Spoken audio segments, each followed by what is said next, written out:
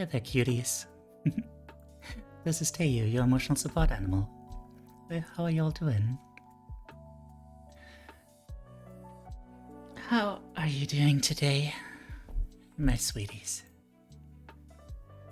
Hi there, Holmes. How are you doing? And Moon, heyo. And Queenie. Congrats on being first.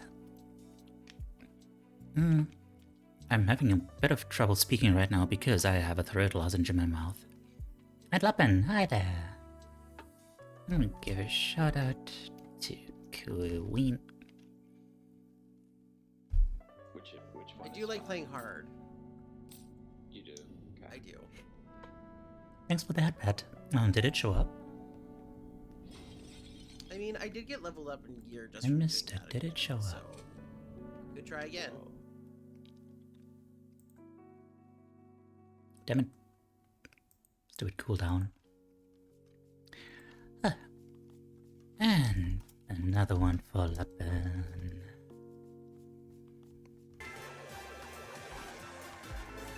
I'm not stalling, you're stalling. Why? Why the fuck did it need to? Still awake? Wait, what? Lizzie, it's all your fault. I know who you are, Lizzie, but if you somehow see the snippet, Still awake since it's all when? your fault.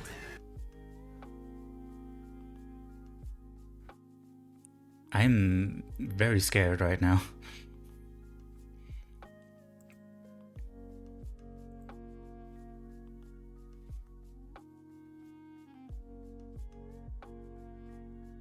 Monday? Why?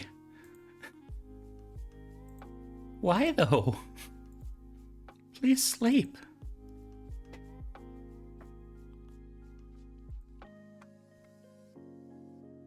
Like this is not a joke. This is like please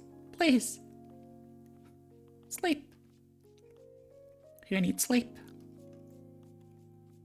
You're permanently damaging your brain. And I don't know, probably other parts of you.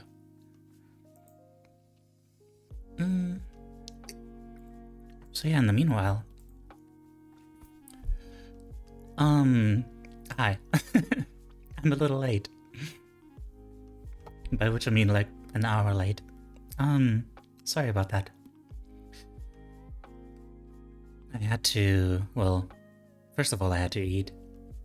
But also, yeah. It's been long overdue that I take some time to listen to some music and cry. Which, fittingly enough, is a coping skill. You're still not yet, I mean, why not, right? Gotta go sleep, I need food though, I haven't eaten much since Saturday, what? Also, please eat! What the hell, dude? What's going on, Lappen? I'm in the pain known as Genshin's mushroom farming. I'm terribly sorry for that. I hope you will get well soon. So yeah, on that note, do I have a link for this? Do I have a command? YouTube? No? Is it here? Socials? Twitter and okay, I mean you can follow my Twitter too. But I should probably add my my YouTube account to that.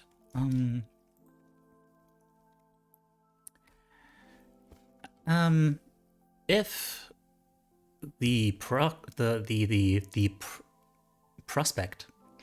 prospect of having a bunch of music videos that might make you cry if you have trouble doing so by yourself interests you, then I recommend going to my YouTube channel and checking out some of the playlists I made.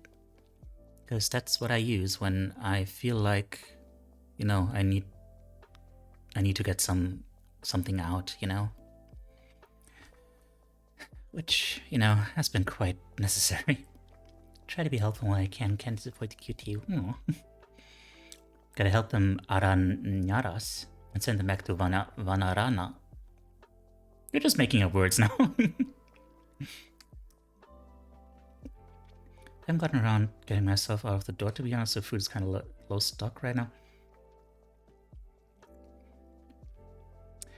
Lappen, are you just... Hello, Golan. Lappen, are you like challenging yourself to like just state a series of facts that make me concerned? Like next thing you're gonna be like, oh, I really need to get my drug problem in check or something, like, you know, like what the hell's going on?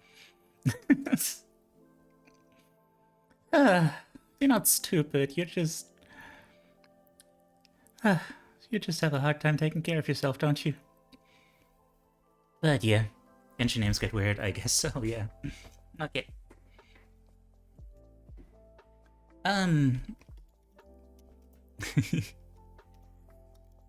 Let's get another shot. Get a little shout out for Golan here. And 1, 2, analog. What the hell? 3, I think. 2, 4, 5, 6, 7, 8, 9, 10, 11, 12, 13, 14, 15, 16, 17, 18, 19, and 20. Okay. Ooh. And thanks for the hydrate. Need to set alarms on my phone again so I remind myself to do stuff. Yeah. That's a good way to do that. Okay, that hatpad definitely didn't get through. What is going on here? Ah, of course. Okay. Hang on. There's the hatpad. It's a hatpad inspiration. And another one. Woo! Okay. Hello.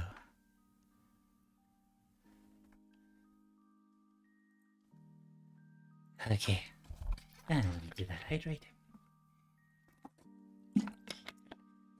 And there we are. Also, while I'm plugging stuff, on the Discord, we're still having that thing that I kind of hastily announced on Sunday. Which is that we're deciding on a redeem and an emote on account of like, because it was the Donathon goals. Yeah, the Donathon goals we reached. Man, I'm short on breath today. I don't know what's wrong. And yeah. Come into the Discord. Come into the Discord and be enriched and enrich our community. Thanks, Analog. Also, yeah, I think. Thanks, Tofu. I think I'll give my subs the final say on which emote is gonna get taken. So, you know, just to incentivize it a little bit. A breath from my gut? Okay.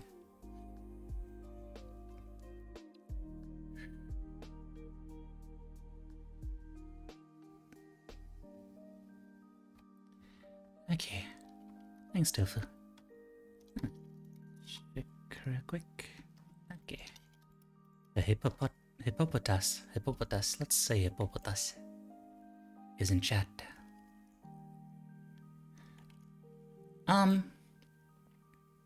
Yeah. Okay, hang on. Hope I can relax today after messing up again yesterday. Oh, Analog. It's gonna be okay. It's gonna be okay.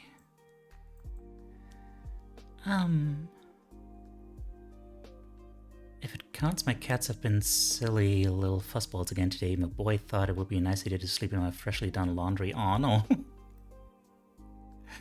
I mean, I get why, but that is not very helpful.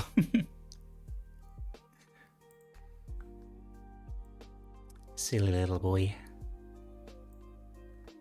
Okay, let's start reading. Types of coping skills.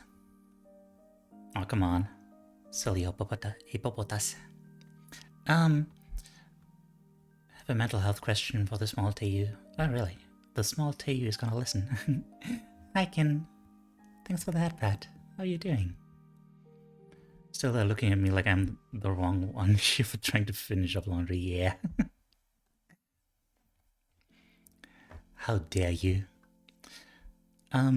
There are 11 billion ways to define and categorize coping skills, or at least it felt that way when I was reading up on them. None of these ways of conceptualizing coping quite fit how I view the coping process, however, so I decided to create my own framework. Way to make life difficult for myself, right? Why was I so determined to do that, and why are you going to see a category list that didn't exist until this one fell into place in my brain while driving to work one morning? Many of the coping skills categories that other writers and theorists have created separate out cognitive coping skills from emotional coping skills. It's hardly useful when they both inform each other in a continuous feedback loop. That's true. What's the difference between therapist and psychologist? I thought they were the same, but I'm not sure. Oh, no. I mean, wait. A therapist and a Wait, I thought you were asking about a psychiatrist, and okay, a psychiatrist is definitely a different thing because that's a doctor. Between a therapist and a psychologist, I guess a psychologist might be more of a researcher. But yeah, but also a therapist doesn't necessarily have to be like a psychotherapist. Like, not all therapists are necessarily really, what was the word? Brain empty today. Sorry. Qualified. That's the word. Not really qualified to do like in-depth like therapy, you know. Many of them are more like coaches. Anyone can call themselves a coach. And, you know, there's all sorts of therapy like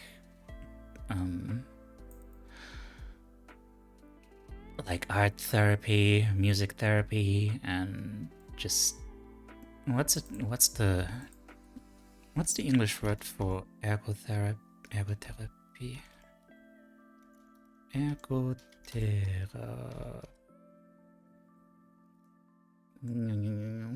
Occupational therapy. Therapists usually settle in a field while psychologists research their client. Really? Therapist basically is more of a general term. Psychologist is more a mental health therapist. Hang on. What is a psychologist? A psychologist is trained mental health professional. Okay, wait. Difference between therapist and psychologist. A therapist usually chooses a field of specialization such as marriage or family therapy and guides clients to help them overcome personal issues. Psychologists require strong analytical and observational skills. These professionals conduct research, diagnose disorders, and supervise interns.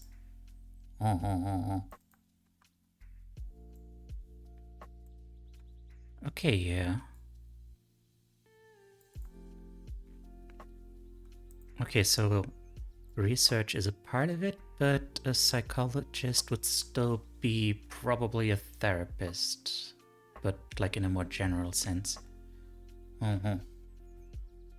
Okay.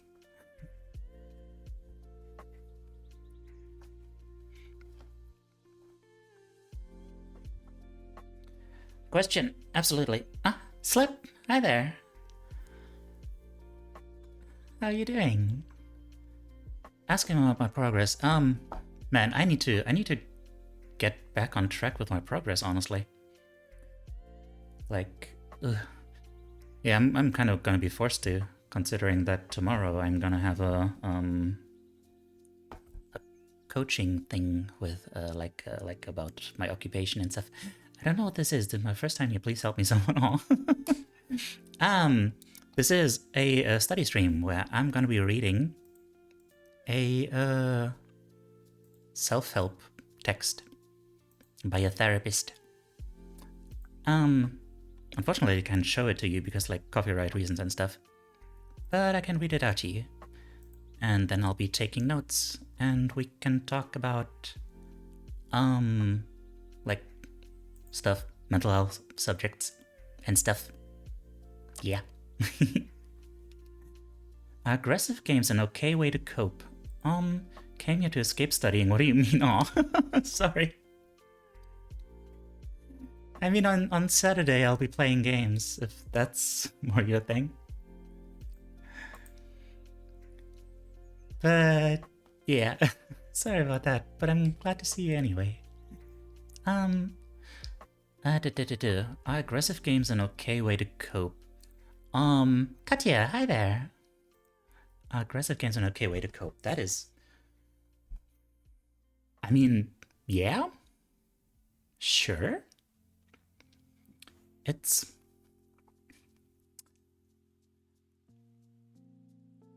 I mean, it's one of those things where, like, you know, a lot of things can be coping skills and stuff, you know?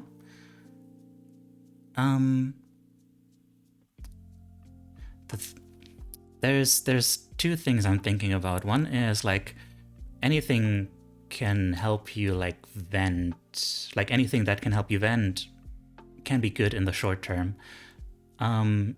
It can only be, like, difficult if that becomes, like, some kind of addiction. Like, that's one reason why I'm really interested in this book right now, but I'll get back to that in a moment. The other thing is that I'm not sure about the whole venting like theory, because like it's true that like your emotions need to be expressed. Like once you have an emotion, it wants to be like felt and expressed and stuff, or else it's just gonna sit in your body and like linger and fester and cause trouble. But if you spend too much time like venting your anger by being angry and stuff, like you're also training your brain to be angry all the time, you know? So yeah, it can be an okay way to cope in measures, you know? Like in measures, is that a word? Yeah, as long as you're not just playing violent games the whole time, then at that point it'd be like, okay, is that really helpful anymore, you know? And don't worry, slut, it's fine. Also, what is Blades and Sorcery? Is that a game? Since I wanted to be sure what I can say from here on, because I'm waiting right now for a call for a psychologist. I want to go and see when I can have an appointment. Oh. Got called stupid by a mushroom. Oh. Well, I guess some mushrooms are toxic, huh? All right.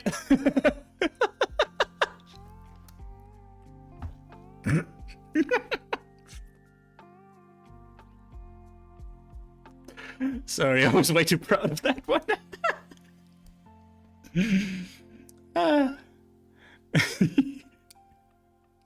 It's always a balance. Always have some sort of control when you vent and when to just sit on emotion.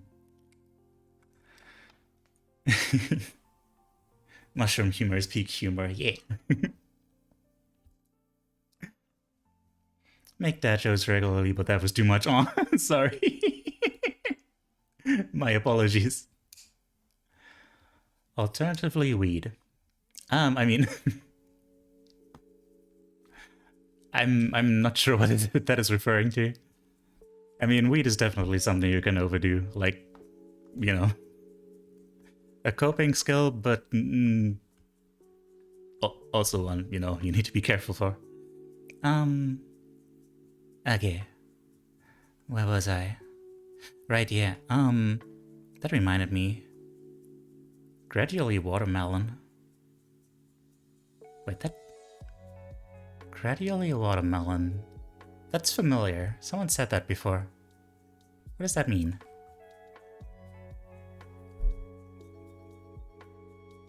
I think that might have been you who said that. Wait. Wasn't that like... What was that? What was that? Ah, God, sorry. Google Translate. How's voice today? Voices, it's... I don't know. I think my voice is okay, but also not. I don't know. It's hard to say. Like, it's like it's good, but there's a layer of not good on top. I don't know.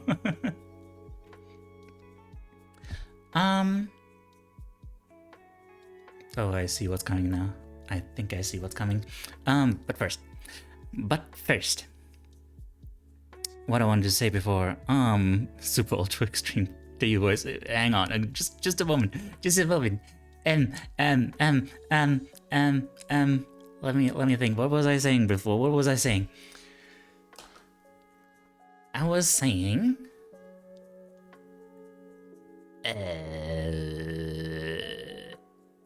God damn it! I wanted to come back to something. I was saying. Right. The reason why. Okay. The reason why I wanted to, why I was really interested in doing this study again is because, it's because, oh, thanks for the headbutt. The reason is that, I feel like I indulged in some addictive behavior, you know? Okay, this. Hang on. I need to finish this thought without that voice. Like, this is that's too much brain power. The thing about coping skills is that coping skills can easily lead to addiction. Like, all addictions are coping skills. Actually, that is the thing. That is the thing. All addictions are coping skills. Like, gone haywire.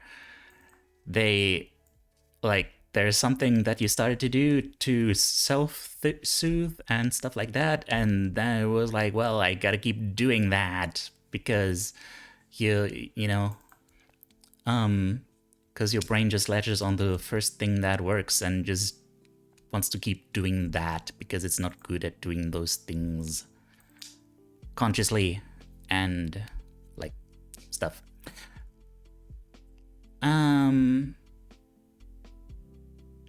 And yeah, last week I really disappointed a friend because every time like I get a text from her, I just kind of don't really take the time to like really imagine the mental place she's in while she's writing that, and like to really carefully consider what she's trying to tell me and stuff. And you know, try not to say too much about the content, but like I missed a very important word in her message, and the next time we met she was very disappointed to realize that I had no idea what she was referring to. And it was very important because something very traumatic happened to her a while ago. And I was one of the few people she confided in about that. And she was really relying on me for support.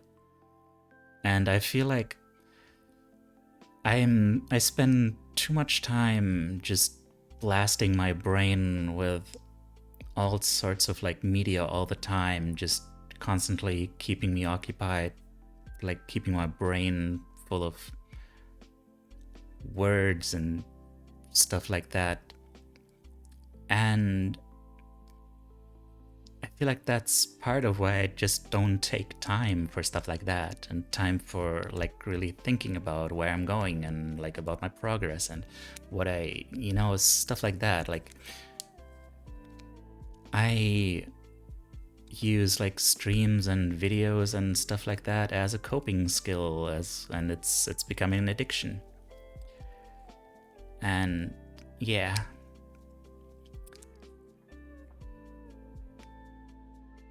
And that's why this is very important to me. I need to find some new coping skills to replace that.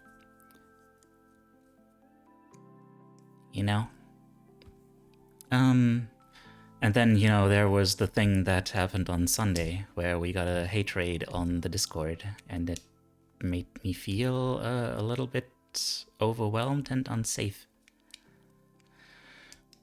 And yeah, one of the things I was thinking is that I need to train myself to feel anger more often, because anger is ultimately just an emotion that says, hey, I'm not okay with the way things are right now. So, and I want to change it, the way things are. Anger is the emotion that says, hey, you can fight this. And I always just kind of, coped by like crying, which is also good, but it's crying says like, hey, I need help. Hello.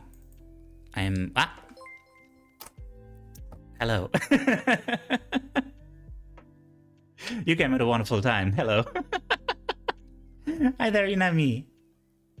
Thank you for the shout out, Analog. It's great, since I have absolutely no idea what's going on. Hi. Looks like a metal slug boss middle.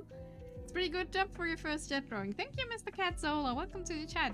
We cheated a little bit with the perspective by putting another jet underneath the photo of one, but thanks. Trying my best to make this look like something. Hi. Hey everyone, look at Inami. Check out Inami. She's good folks. She draws and she is cute and comfy. And yeah, go check her out. Send her some love. She deserves it. And also, hi, this is Teiyu, your emotional support animal. We're talking about mental health right now. Yeah. Was that an F-15? I don't know. Someone redeemed it as a sketch redeem. Oh. And also, yeah, you can make her draw stuff, and you can also make her wear a bunny suit and stuff. Like, yeah. Okay, what did I miss? How was this? How was your stream?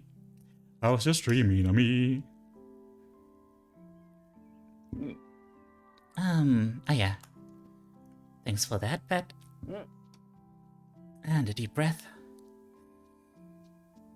Whew.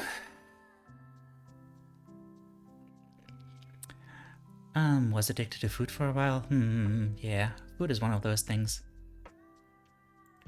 Do the thought first, then extreme cute Teiyu. Yeah. Oh yeah. I have to do a cute Teiyu voice now, for as long as I can stand. Because someone redeemed it. But I can't keep this voice up for very long because, it's very hard. But yeah. The stream was good, my brain kind of stopped working at the end. Well, that's better than your brain not working at the beginning of the stream, which is what's happening with me. So, at least you're stuck with it for a few hours.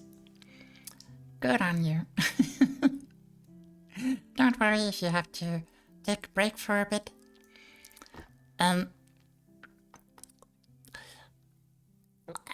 Speaking of break, okay, yeah. Don't worry if you need to raid and run and take care of yourself. Just take care of yourself. Yeah. Well, probably tomorrow, even rest of the week, allow myself to just write down a bit. Need some time to get myself back in a tip-top state. Yeah, you kind of ran yourself rugged, didn't you? Hey Marozzo, how are you doing? I think I'm winning. I'm winning. I put a smile on Analog's face. I'm gonna say I'm winning. How are you, Marozzo? Need to cook and shower and do stuff. Yeah, go and do that. Take care of yourself. Thank you for the raid. Thank you for bringing your folks here and and trusting them to me. I will take good care of them. And also, hi Mossy. Hi there. How are you doing? Happy to see you here. Alright. I think that thought was just about done. Right, yeah. No, it was basically done. Like, yeah. Anger. You need to allow anger, and you need to, like, you know, if you feel too helpless, like, there's such a thing as learned helplessness. That is, in fact, that is extremely highly related to depression, if not even the same thing, you know? Hi, Wolfie. How are you doing? In fact, like, researchers have actually induced depression in rats by creating like a robo-rat that would just keep bullying them. And because they were powerless to fight the robo-rat because it's a fucking robot, eventually they just stopped fighting back and were like, okay, I guess this is my life now. Which is depression, you know? They learn that they're helpless. You can't do anything, so they're just like, How do the test of rats have depression? I don't know, man. I don't know, I guess they took a questionnaire. I don't freaking know. I'm not a scientist. Probably brain scans here. Doing good, that's good to hear. I'm glad you're doing good.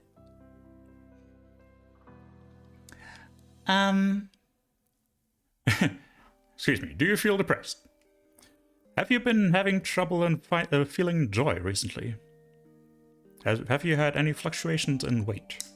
They make rat-sized MRI machines. Aw, tiny little MRI machines. Cute. But yeah, yeah, I think a big thing that helps with that is just, you know, training yourself to be angry sometimes. Which is another thing that music can help with, actually. Which I'm gonna plug this again, because I have a bunch of playlists that I assembled in order to like direct my emotions a little bit, because I have trouble regulating them on my own, you know? I have trouble crying and stuff when I feel like something, like I need to cry, you know, like when the emotions just kind of build up and I'm like, you know, just like, ugh. A depressive state is actually easy to see with animals, either brain scan, as Wolf said, or by the general behavior, which will be much slower. Yeah, I think it's probably a common thing. Depressed gang, sit down, let's get back under the covers. Hell yeah! Oh, I love how Twitch recognizes me as a raider from Inami, because I was lurking there. So it puts like that little border around my message. Music is one of those things that really helps you get your emotions out if you can. Exactly, yeah. Animals will also deny food or water when really depressed and starve themselves. Oh, that's so sad. That is so sad. Yeah.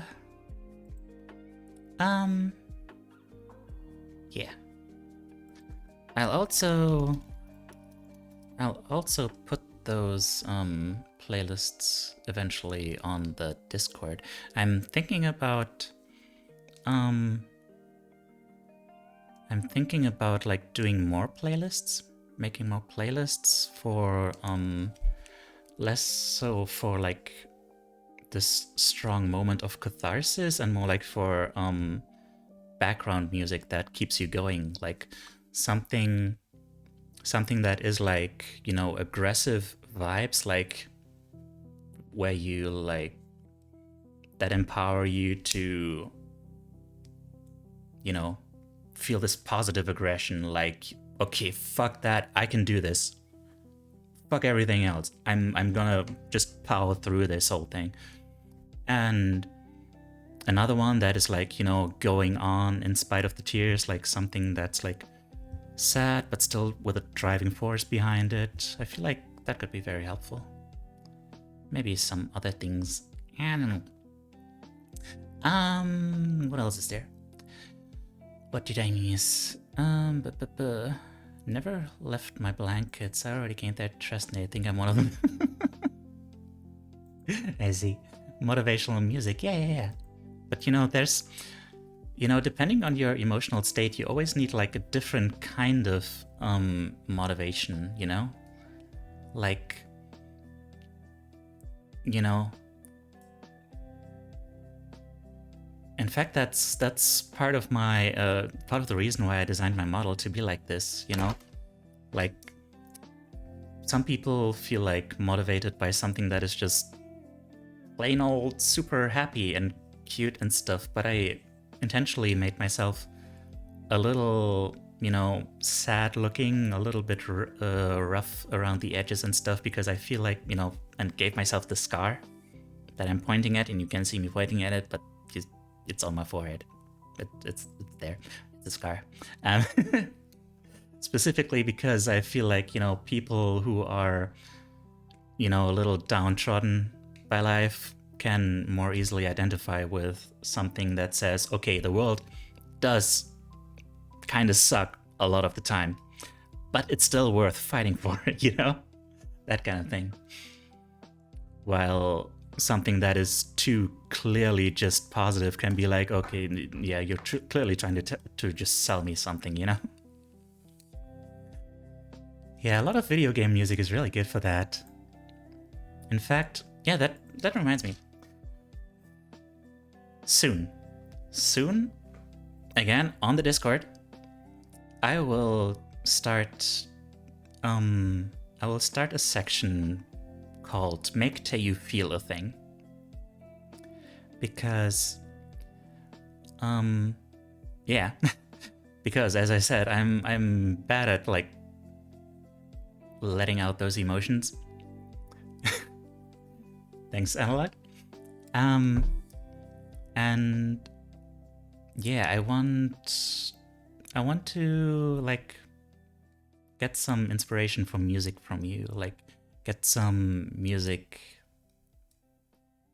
that can help, you know, bring those emotions out. And I would like to, every time before a study stream, listen to one of those songs, which, you know, ideally would be like a video game song or something, because, you know, it's simpler, it's easier for copyright stuff, you know, copyright reasons. And yeah, that's gonna be coming up soon-ish. And right, Tofu redeemed the thing. Thanks. All right, that's a sip and a stretch. Life is rough, but good people like Teiyu makes it easier. Good people like Wolf too. Really happy to have you here. Hey, oh god.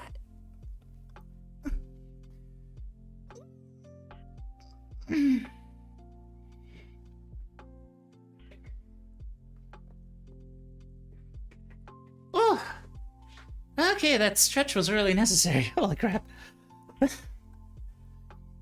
Shidenja. No, I'm not too good for you. I hope I'm just right for you. Happy to be here and give positive reinforcement to those that deserve it. That's a worthwhile thing. I'm happy for that. Okay, y'all, I need to pee. Sorry about that. I need to pee for a moment. Give me a minute. Or like 5, as it were. Be right back.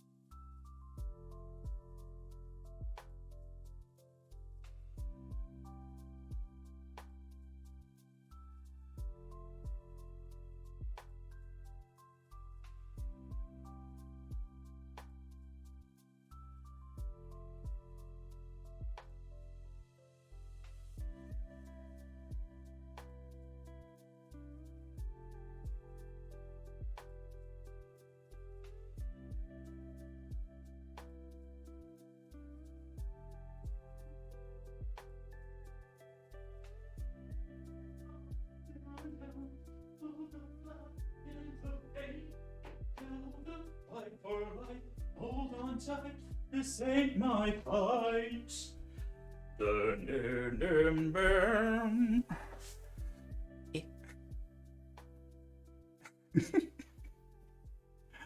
Wolfie, you're so cute. Ah. Thanks for the bit.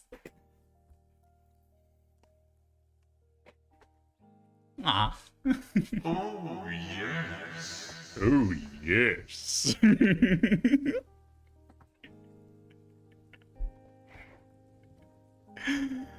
Ah. Thank you, Katya.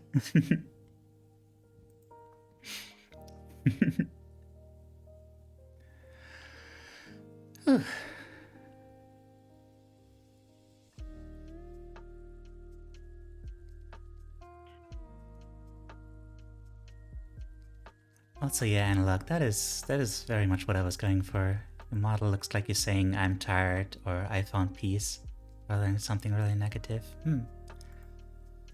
Okay, let's get back to this. Thanks for the lyric. Good luck with whatever you're gonna do.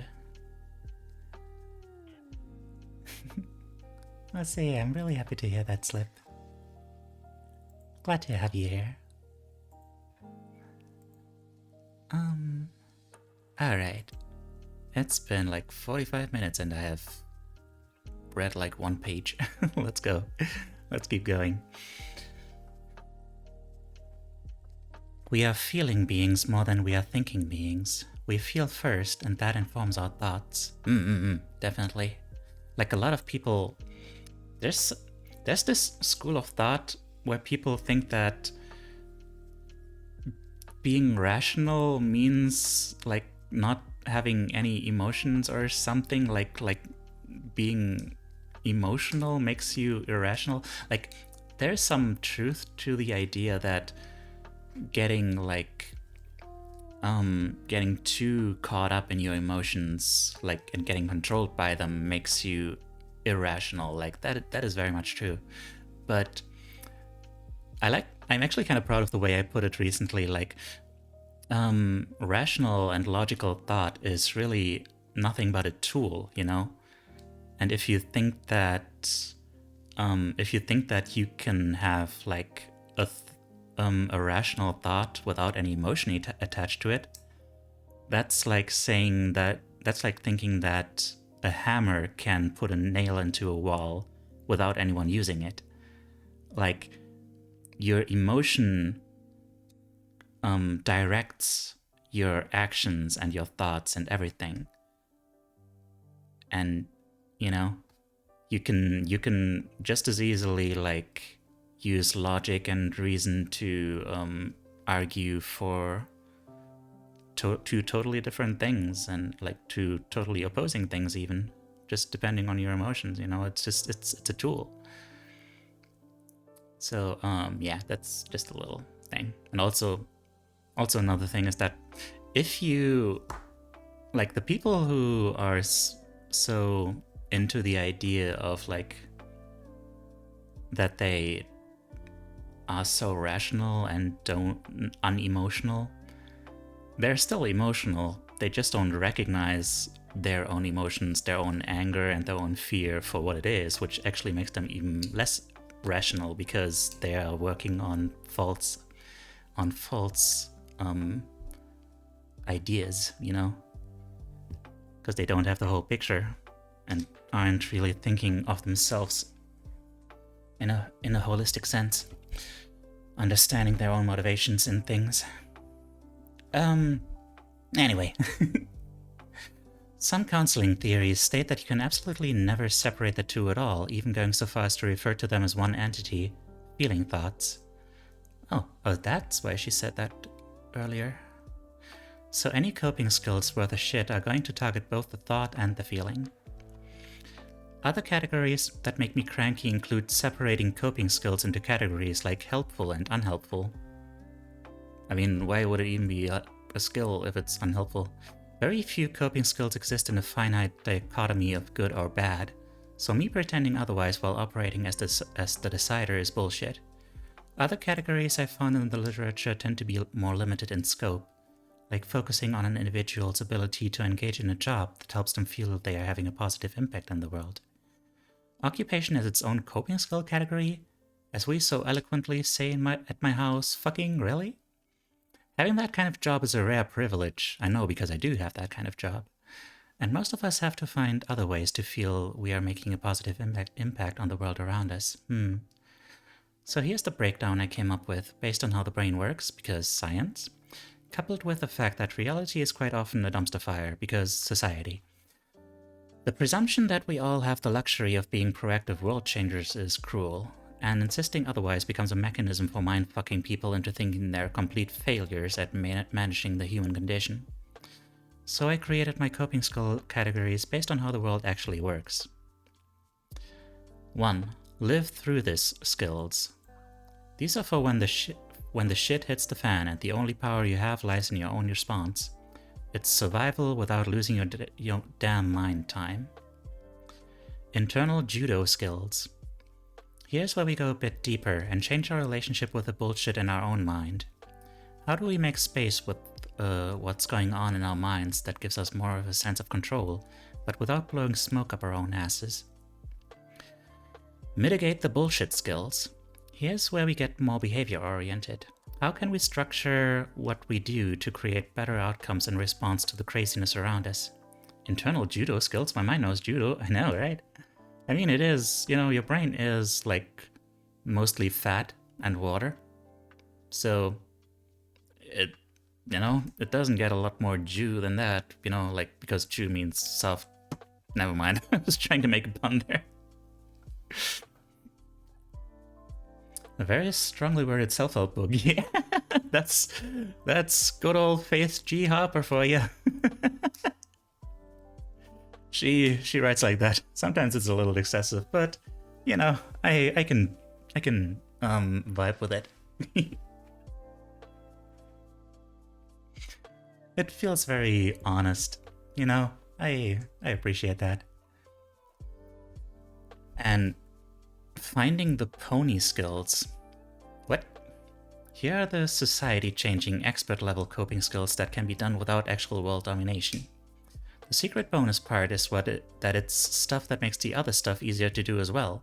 So you get to be a living saint and selfish as fuck at the same time. I like that.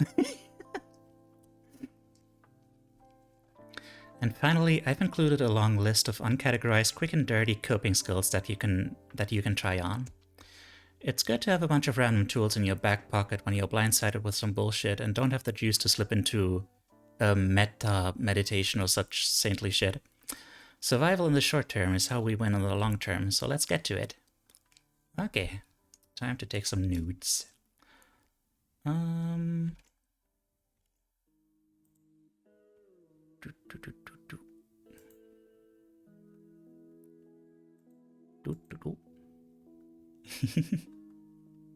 glad you like it.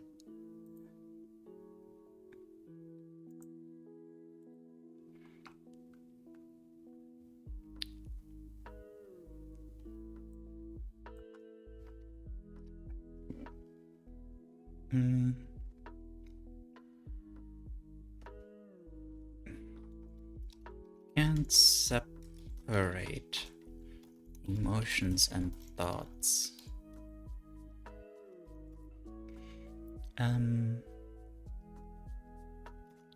Emotion informs thought, and thought reinforces emotion. Or informs. Hi. That felt so visceral.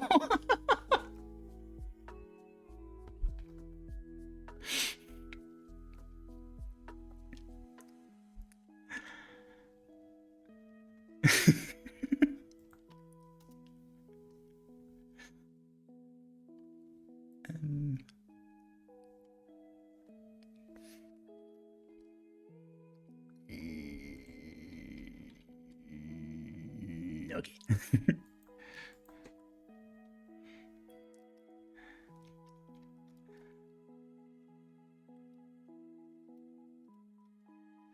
Also, a note to self: buy a new keyboard.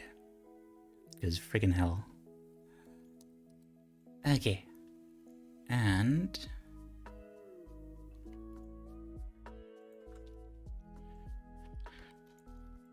four kinds of coping skill.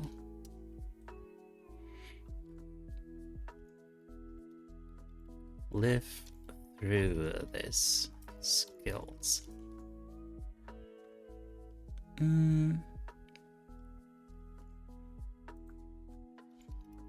Oh, when something horrible happened and you just need to survive for now. Hello from the depth of my dungeons. How is the surface life treating you today? The surface life, it's quite nice. I mean, the sun is shining. It's a day. It's a day. It's a beautiful day outside. Flowers are blooming. Birds are blooming. And bees are probably also blooming. And hi there, Dungeon Lord. How are you doing? Right, Curlia. There's a Curlia in chat. Everyone, catch the Curlia. It is a beautiful creature. Who pollinated the birds? I guess the bees? Like that's the whole thing, right? About the birds and the bees? I take it, I don't know. I'm not entirely too familiar with that. Doing chicky bicky. What is that?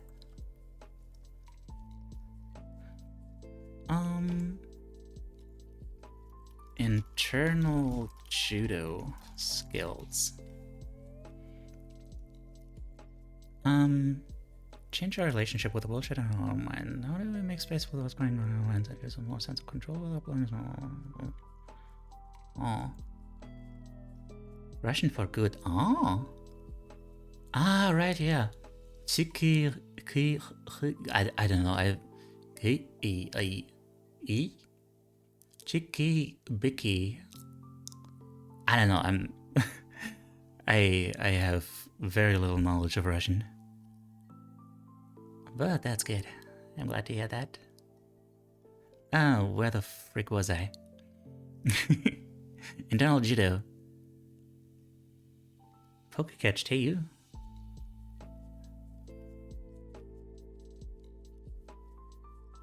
Okay, everyone, what Pokemon type would you be? I'm still not sure about my own. I made myself a Pokemon once, like to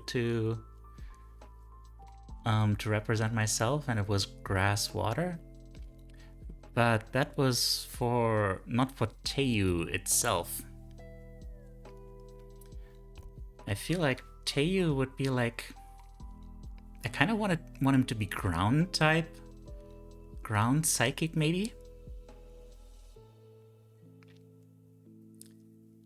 You know, because the part of why I wanted him to be a goat is that, you know, goats are like strong and solid and stuff like that, you know. But also grass is like, I'm trying to make grass, like seedlings and stuff, part of my whole brand, and you know, I guess psychic kind of needs to be in there. Because psychology and stuff, you know. Ground psychic, yeah. Like the bell, not the Beldums, the Baltoys and stuff. Sylveon, hell yeah. You are Sylveon. Lightning or fire, nice. He would be the goat, ayy. Need to catch Teiyu to protect him, like a preservation effort. Grass Psychic, something more close to Teiyu. Just be bodyguards and protect them from the bad. Yeah. And I will protect you. It will be a whole thing. A cycle of protection. Where was I? Internal judo skills. I'm having trouble parsing this. Change our relationship with the bullshit in our own mind. How do we make space with what's going on in our own minds that gives us more of a sense of control, but without blowing smoke up our own asses? Yeah.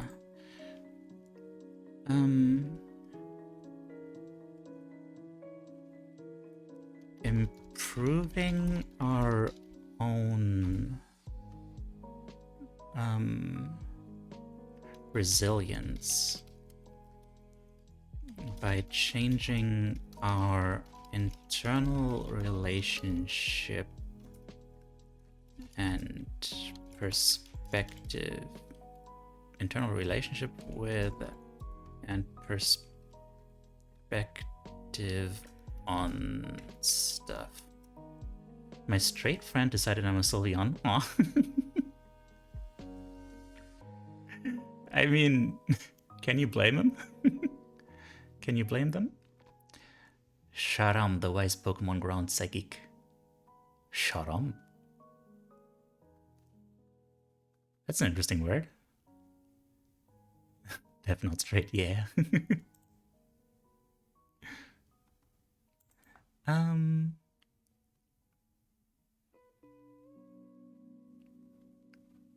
I can't if it's true, yeah. Mitigate the bullshit skills. Here's when we get more behavior oriented. How can we structure what we do to create better outcomes in response to craziness around us? Shaman and Ram.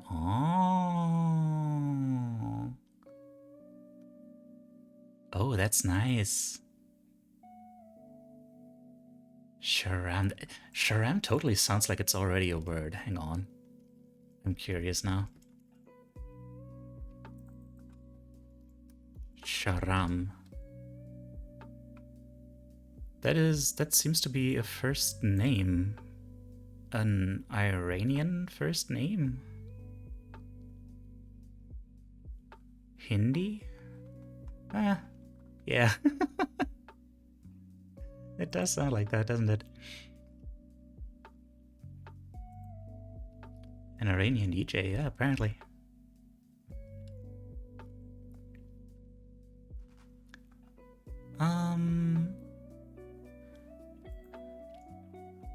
Mitigate the bullshit.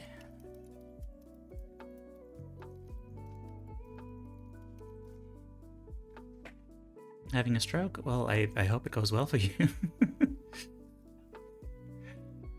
If I was a Pokemon, I would be an unknown, which is considered the most useful analog. Frickin'.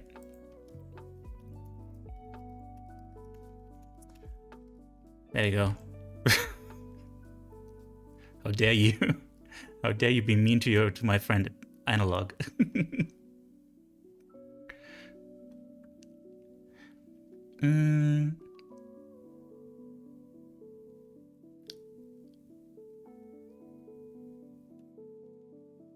Happy is nom. Aw. Please don't say it's because you have an ass face. Albatross! Hi there! How are you doing?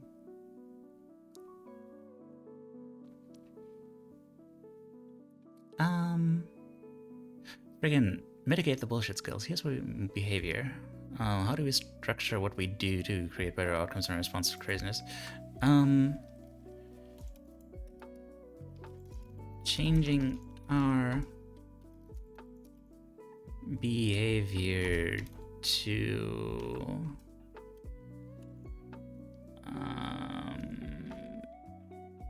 create better outcomes for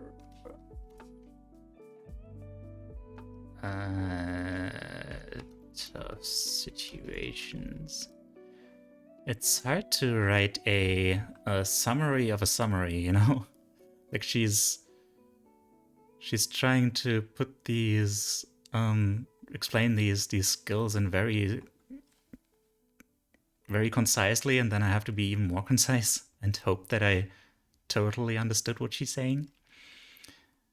Finding the pony. What does finding the pony mean? Finding the pony. Finding strength from adversity. The pony in the pile. What? Find the pony meaning. To find value or good where none is evident.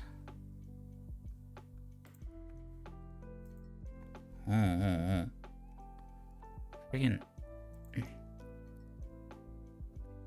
So we're from an old joke or okay. Not a metaphor I've ever heard before.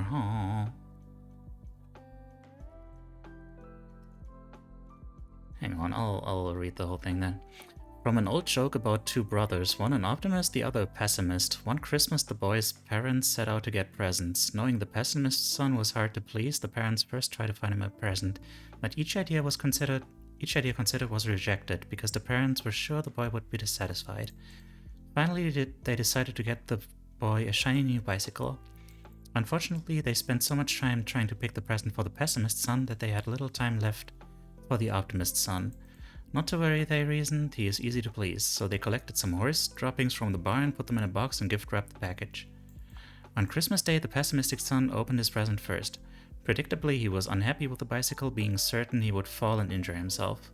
The optimistic son then opened his package. With great enthusiasm, he began to empty the horse droppings from the box, as he exclaimed, "I know there's a pony in here somewhere." Okay. The phrase "find the pony" was popularized by President Ronald Reagan, who used it in a press conference. Okay. Interestingly, this phrase has a very different meaning to Brits. The problem of horse droppings accumulating in the streets in the days of horse and buggy prompted the use of a trap. The trap is a bag suspended behind the horse to catch the droppings. The phrase "trap and pony" came to mean horse droppings, and in time the phrase has been shortened to just pony. Hence, in England, "find the pony" would mean to find the horse droppings. Okay. Thanks a lot. Thank you so much for the follow. Yeah, I guess it's just a story about, like, you know, pessimism and optimism. Although I kind of disagree.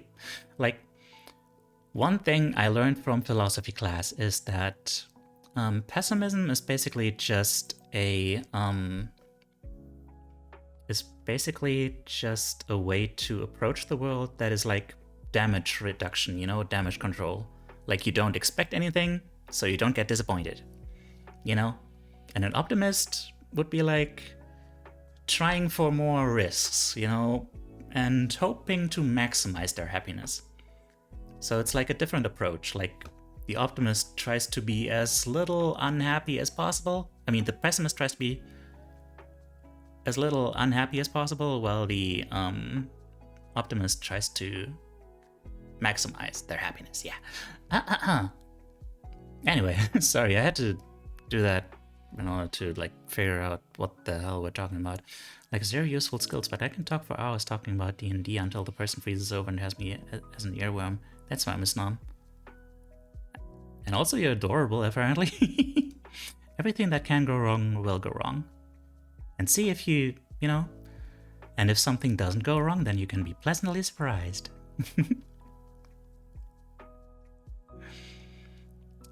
Hope for the best, expect the worst. Yeah. Okay. Find the pony skills. Society changing expert level coping skills that can be done without it. Secret makes stuff easier to do as well, so you get to be a living saint and selfish as fuck. I'm still not entirely sure how to summarize this though. Something about changing society. Maybe also more some Okay, I'll take a guess. Probably skills about finding things worth fighting for in real life. I think that's what it's about. Like, you know, searching through the shit to find the actual beauty in life. Which is why this is stuff that can also help all the other stuff, make the other stuff easier, because, you know, you have something to fight for. Thanks for the hydrate.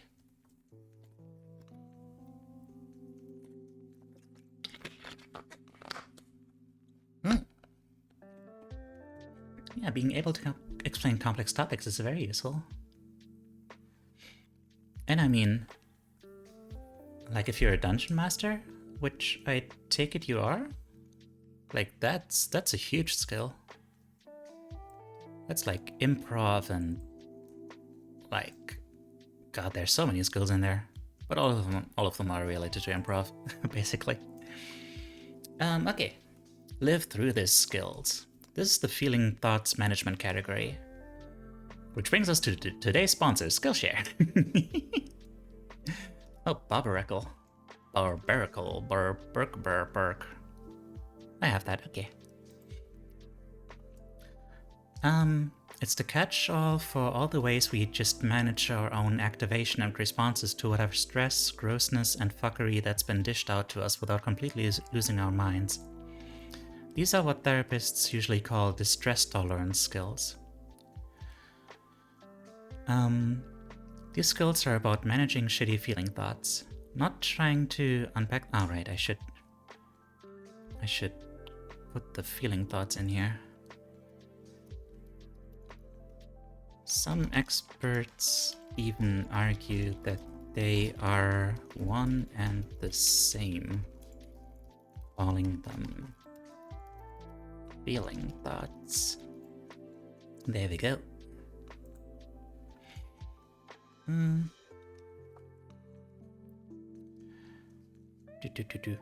Not trying to unpack them or challenge them or change them in any way. Just to go, oh yeah, this feels like shit, but I can deal with this. Feeling thoughts are just information from my body that bad shit is going down. They won't last forever. I can pay attention to them without falling apart. Hi there, Connor. How are you doing? In fact, that reminds me, I made a tweet that I'm a little bit proud of. Well, I'm not proud of the tweet, but I'm proud of the idea behind it. So yesterday, you doing well? Yeah, I'm doing okay. I have to pee a lot for some reason, which is inconvenient. But yeah, Scare! Hi. We are studying like big old nerds, but we're swearing a lot, so it's cool. Hi there, Scare. How are you doing? That I shit. feel like there's something Wow. missing in the bathroom too, but I can't put my finger on it. Look at this cute snake. Look at this friggin' nerd. Yeah, everyone give some love to Scare. Scare is Scare is a sassy young woman with very voluptuous badongadongers and a mess and something. Samram's first ability, octave shift, yeah. Yeah, my day has been going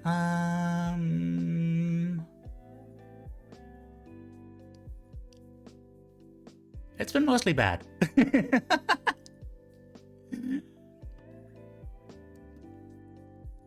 But, you know, then I cried a bunch and then it was good. Then I cried a bunch and then I screamed and people were cute. And yeah. I mean, it was good because see. Hi there, Sleepy. Thank you for the bits.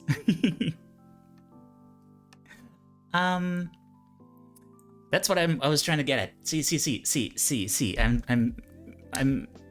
like SEE, not the Spanish. Yes. Thank you for the hat pats.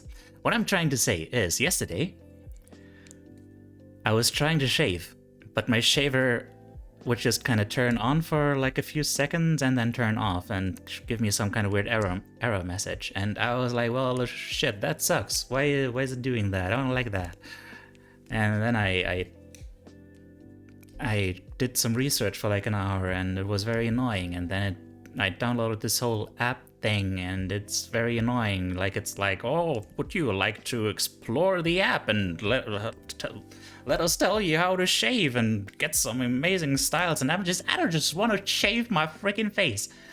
And I want this thing to tell me what the problem is. And it's telling me to check in the ads in the app. And then I finally realized that, you know, it has these razor blades and these little like pods, and those pods were just absolutely clogged with hair because I haven't cleaned them in like 2 years, 3 years. I don't know how long I've had that razor shaver thing. An app for a shaver is a horrifying concept, I know. And it turns out that after cleaning those things, it actually shaves better. And that's like mental health, you know? Sometimes you just feel like shit, and then you realize, wait, there's a reason why I feel like shit. And then you do something about it. And then you realize, oh wait, it's been shitty this whole time and I wasn't even realizing it. And then you're like, you know, you can be grateful for feeling shitty because you actually realized that something is going on and that you can do something about it, you know? And yeah, that's my story about a razor, about a shaver. Okay. Teiyu got a Manscaped shaver, they're really good. I mean, I don't see the reason why I would do that. I mean, maybe... Eventually. It's interesting that that's an idea that shows up in a bunch of different concepts. Contexts. Like in which ones? Do tell. Meanwhile, I have to do some sit-ups. Be right back.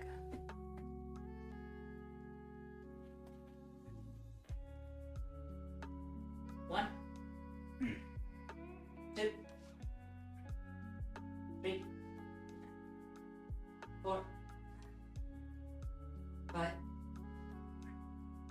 6, 7, 8, 9, 10.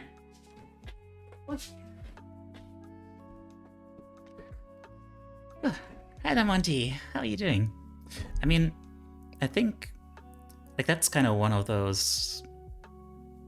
I think one of those skills that I have is just to see like how a lot of there's a lot of patterns that repeat all over the world, you know, like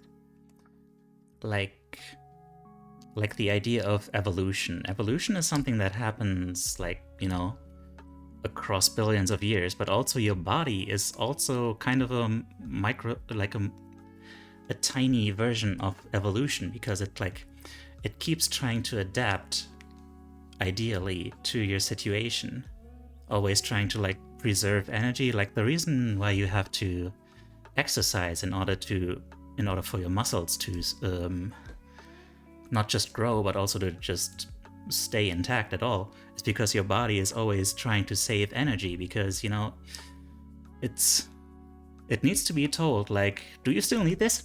Are you still using this? Because otherwise I'm gonna get rid of it.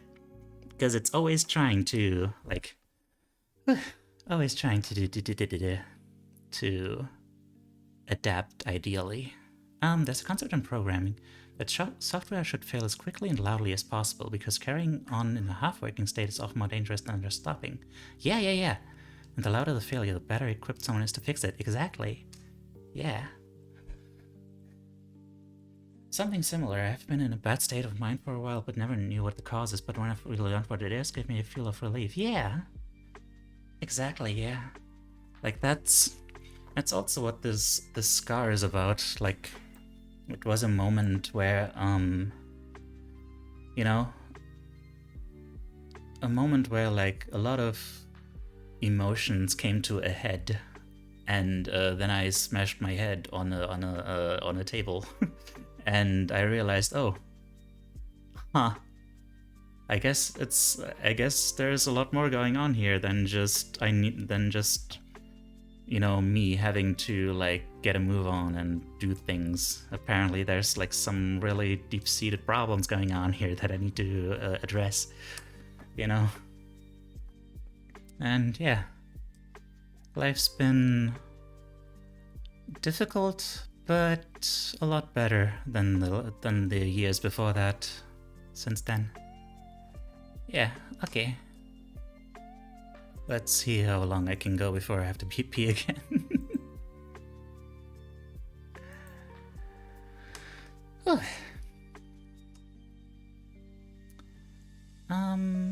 Grounding techniques. Grounding techniques are one of those things I yammer on about all the damn time, because it works and it's simple and it helps us remain in the present moment in our bodies and be aware of our surroundings. If you're a trauma survivor, and hey there, aren't we all? Then it's really easy to start reliving a past experience when shit is getting tough in the present. Grounding techniques are one of those can-do-anywhere coping skills that cost nothing and don't make you look obviously odd if you are using them while sitting on the bus. A lot of my character and how I represent myself online is related to my escape from religion, letting the inner demon out. Ah, yeah. I see that. It's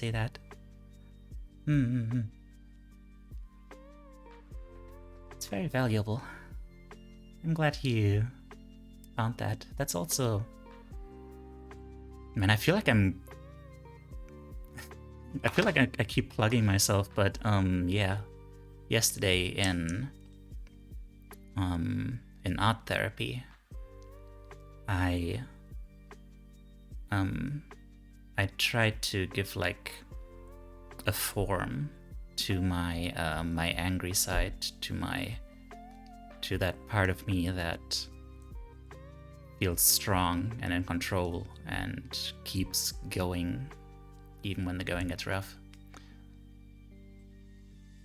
You know, like Teiyu kind of started life as a representation of like my loving side, Or, well, he didn't start life as that, but that's what he became. And yeah, it really helps to like put a face to parts of you. Like it makes them more manageable, makes them more like, okay, so this is the thing, and this is how I feel about it, and yeah, I don't know.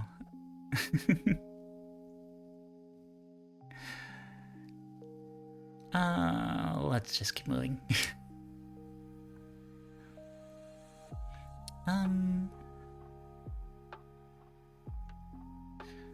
Anything...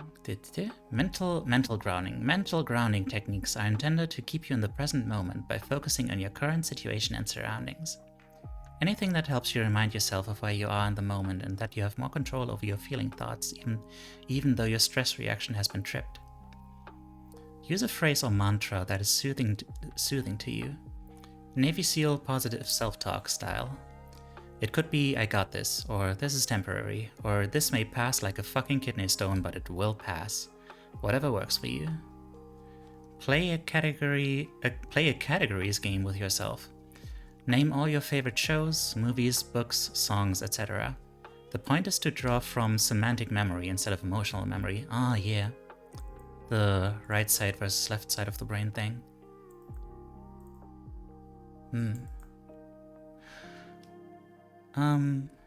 Meep Marp. What's up? Describe something in great detail that is attached to the present moment. It may be all the colors you can see in front of you, or an article you're holding in your hand. Or go over your schedule in your mind, or the steps it takes to complete an activity you do well. This is accessing procedural memory, which is a declarative form of memory just like semantic memory, which helps you detach from the emotional memory being triggered.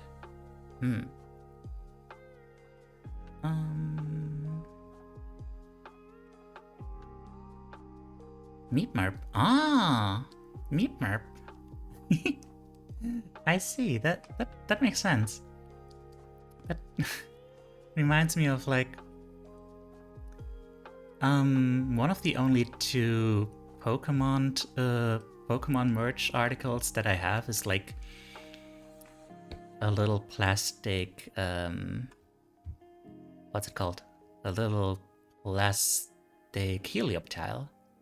Because Helioptile is very small and very silly.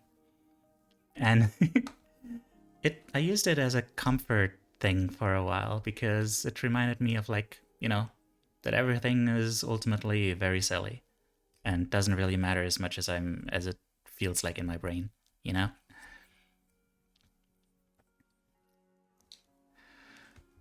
There's a bag on in chat.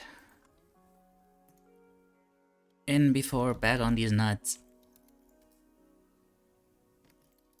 Okay, catch.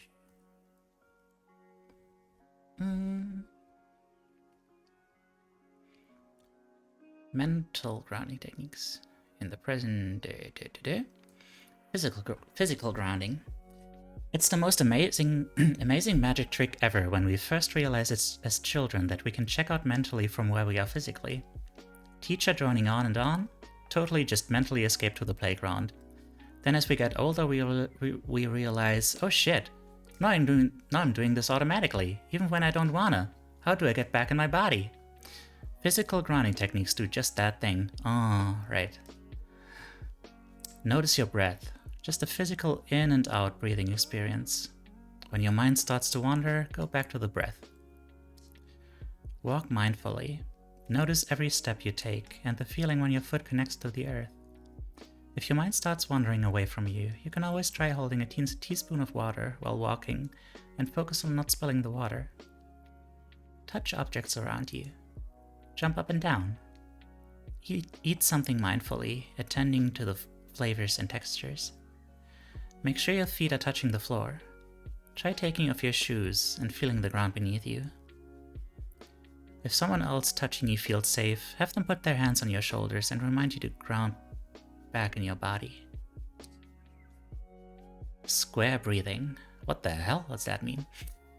Who else learned to breathe by sucking in their stomachs and filling their lungs deeply? Didn't we all? Isn't it a great irony, in the Alanis Morissette sense of the word, that this is exactly the opposite of how you should use breathing to calm yourself down? You can put your hand on my shoulder, you can put your head on my lap.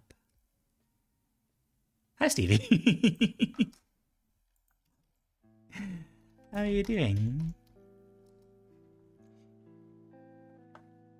Can't open this.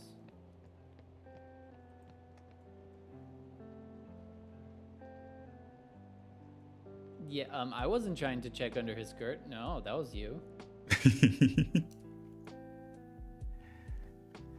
Come here, you. How are you doing? In order to get the most calming effect and encourage our brainwaves to operate in alpha state, relaxed and focused, we should breathe from our bellies. If you've never done that before, lay down and put a stuffed animal or something else lightweight on your stomach, and breathe deeply enough to see it move. That's the kind of breathing that is a functional coping skill. It's also much better for you, much healthier. Holy moly, is that the Teiyu, the goat of all time, the goat? Is that Beanzo off? No, not Beanzo off the clown. Is that Beanzo the clown? Famous clown who kills other clowns? Hello. How are you doing? Happy to see you again. The Discord is open again, by the way.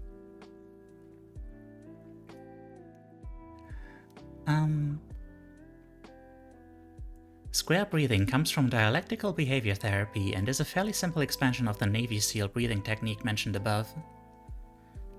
Breathe in for a count of 4. Oh, that's why it's square. Hold it for a count of 4. Breathe out for a count of 4. And hold one more time for a count of 4. Did not just commit murder. The red dripping stains are just food coloring. Okay. Well, it's good to see that you are cooking. It's always good when you take the time to cook a nice and healthy meal for yourself. Although food coloring probably isn't the most healthy. I don't know, it depends on what you use, whatever. And if it's blood, blood is also very healthy. There's a lot of nutrients in there. Get some red muffins? Okay, you know what, that's not healthy, but it's good for you, good for the soul. What if the food is made of people? Well, as long as you don't eat the brain, there's everything in a person that you need for your own person. So technically it's healthy.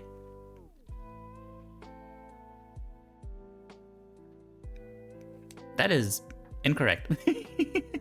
I don't eat anything. I'm actually very peckish. Wait, not peckish. Picky. Choosy. Picky choosy. Then repeat the sequence 3 more times. And yes, you did the math right, for a total of 4. Indeed. You can totally do it longer than that if it's helping you. But give it at least a full cycle of 4 before checking in on your stress level. 4, 4, 4, 4, 4, 4. Okay. Yeah, I'll finish reading this whole thing. Then I'll go to the toilet, and then we'll take notes on this. Pendulation and titration. What? What is titration?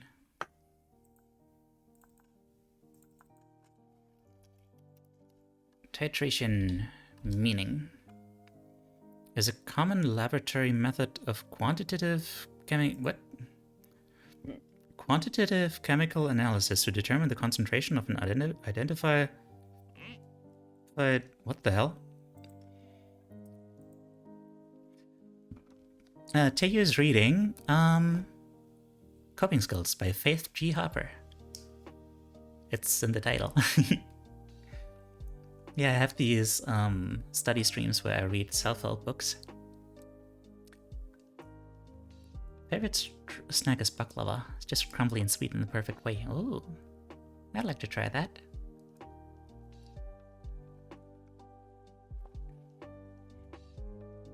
The typical trauma response is this one. Something acts as a trigger, either an external event or a memory, and your trauma response is activated. You start noticing thoughts, feelings, sensations, and physical responses associated with trauma. These aren't positive sensations, so you go from just fine to totally dysregulated in under a minute, right? Along with emotions, we also experience sensations. Sensations are how things present in our body. Sensations language helps us recognize what's going on in our body, even when words fail. And there's a reason words fail.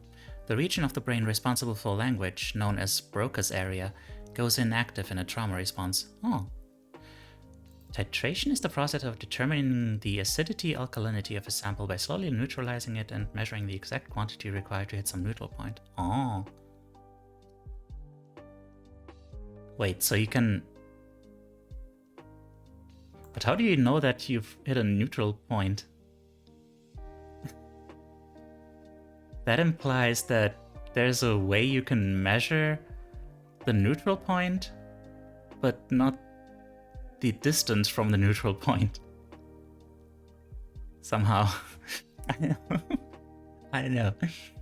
Once we start to connect to the sensations we feel when our trauma response is triggered, we can better control our response. Oh. With color changing solution. Oh. Pendulation work was developed by Peter Levine, who wrote Waking the Tiger, among other books, whose work is focused on the somatic experience of trauma. That is, how we hold trauma in our body. Somatic, relating to the body. There's chemical indicators you can add which change color once you reach some point. Oh, I see. Pendulation starts with connecting to the sensations we feel in our body, especially when you are activated. But rather than staying in that place, you identify a space of calmness and safety. It's often referred to as an oasis.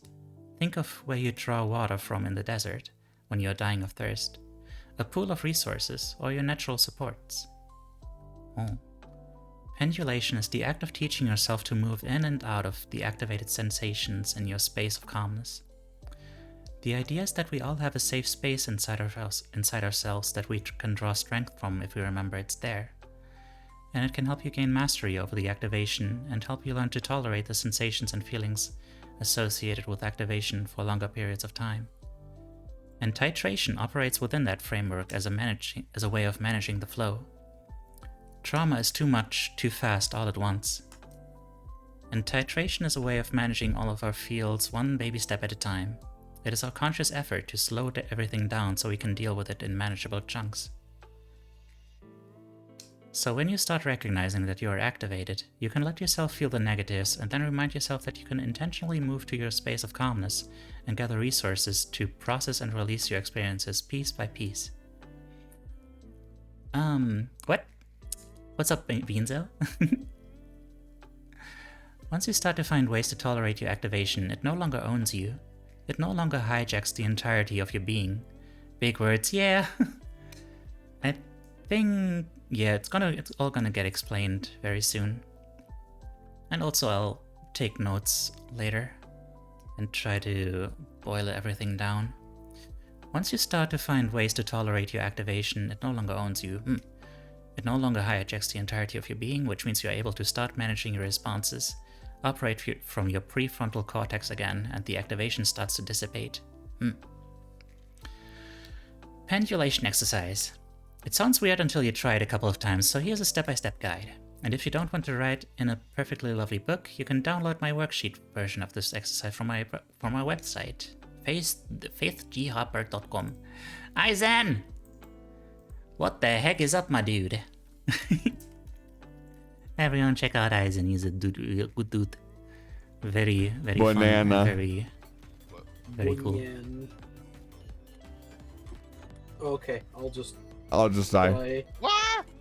I don't even know where I'm going. Nope. I haven't done this course. Oh, okay, I'm stupid. Okay. Okay. There we are. I don't know where I am.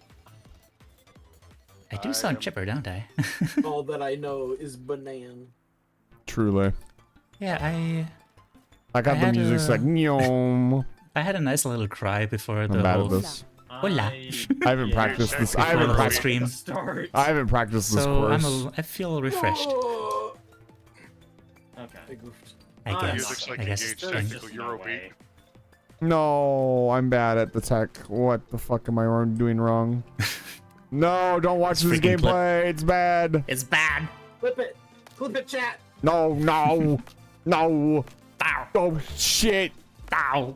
He had OBS open. Why is Punk Rock Neko Arc on my screen? Well, ask Eisen. I don't hate it, but why? Well, you see, Eisen is a vampire, but he's also a skeleton, but he's also a wizard, but he's also a cat. I don't know.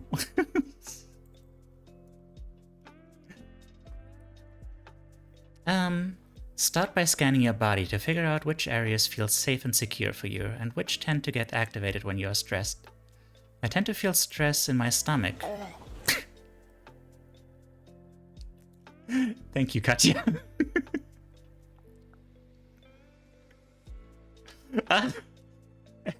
Every single time it's like, that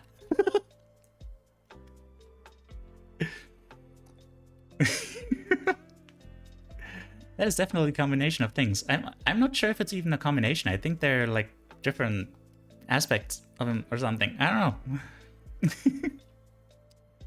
don't know. Others feel it in their neck and shoulders, for example. Kills are so precious, thank you. Try using the following color codes to mark where you feel most activated, anxious, angry, upset in your body, and where you feel the most calm. This information will help you deliberately connect to and feel calmer during times you are highly activated by intentionally stepping into a calm space until the highest level sensations are able to discharge and dissipate.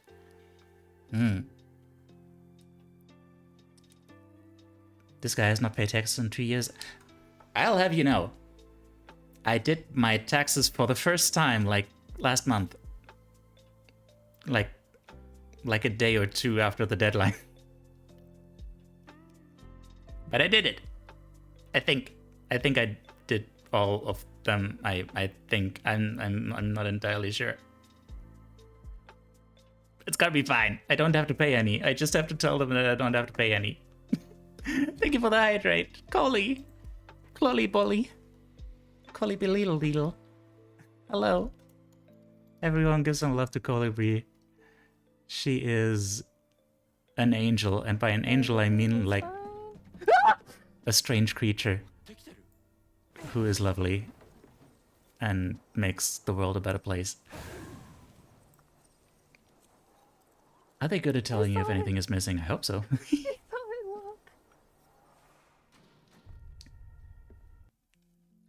What does this mean? I don't know what this means. What do you mean, Beanzo? What are you asking? Oh, Sill Valley. What the heck? Pokejack. Pokecatch. I don't know. Ultra Ball, I guess. Sure. Multiple paper cuts in my finger. Hey. I'm happy for you, I guess.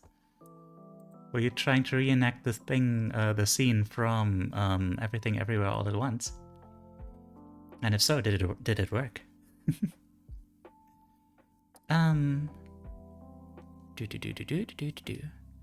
You may not be really sure where your places are, especially if you have dissociated from your body sensations in order to get through life without a total breakdown. I love misusing emotes, I see. I get that. That is very valid. How are you doing, beloved? Is it an okay study session? Yeah, I mean, I keep being distracted by my bladder. Gonna be taking another break in a couple minutes, but yeah, it's been nice. It's been nice. People have been very cute, so that's great. How are you doing? Really, it's healthy to listen to your body, yeah. Which means I probably should have gone to the toilet like several minutes ago, but you know, whatever. Oh, Pokemon community game. You can suck a chode. I'll finish this. I'll finish this chapter. It's just a few more minutes.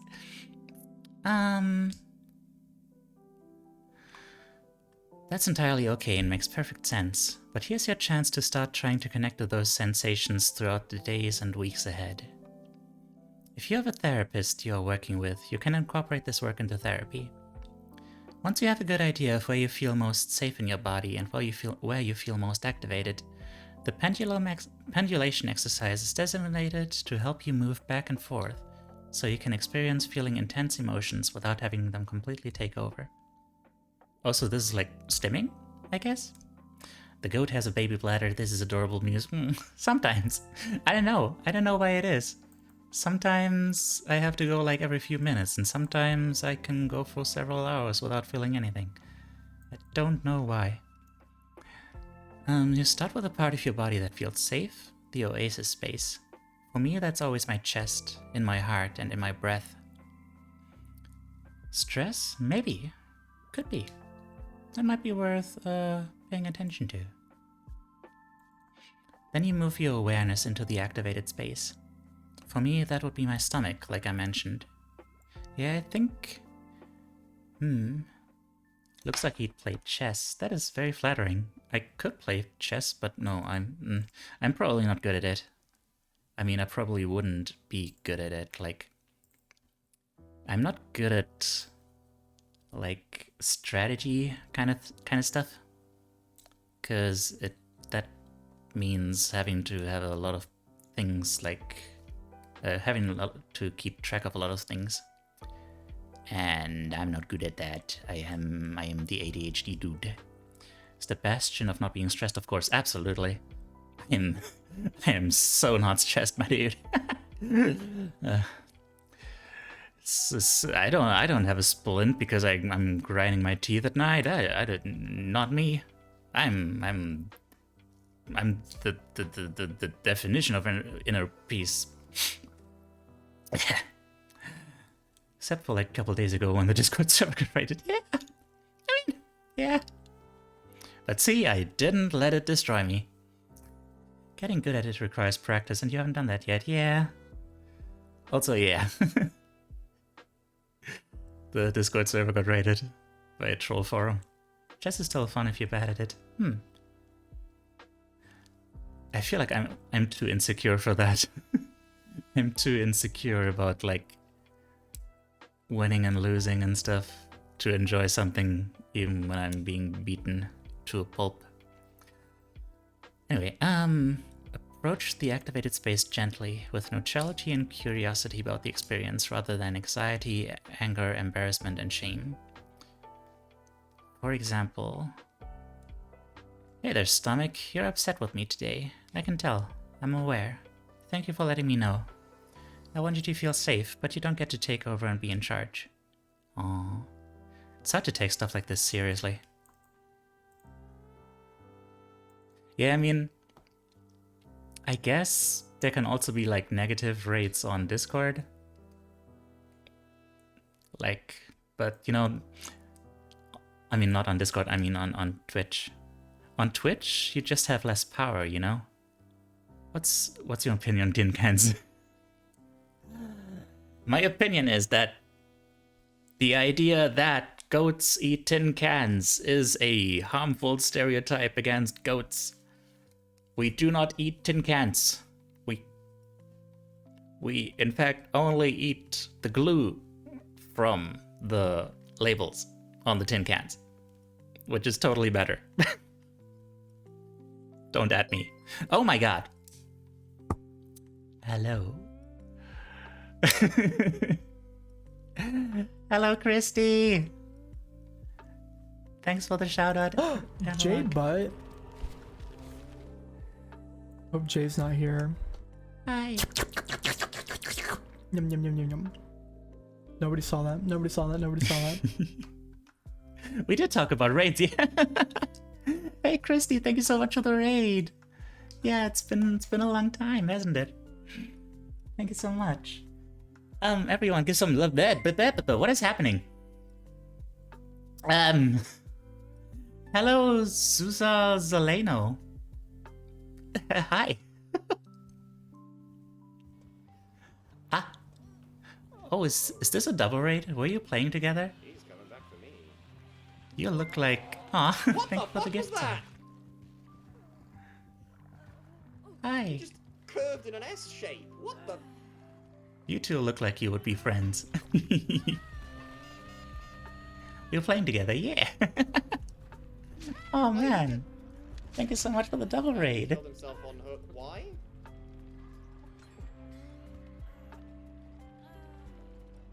Hang on, I'm trying to pay attention to the clip. Well, no point is there really? It's Billy. Can't hear anything though, it's super quiet for me.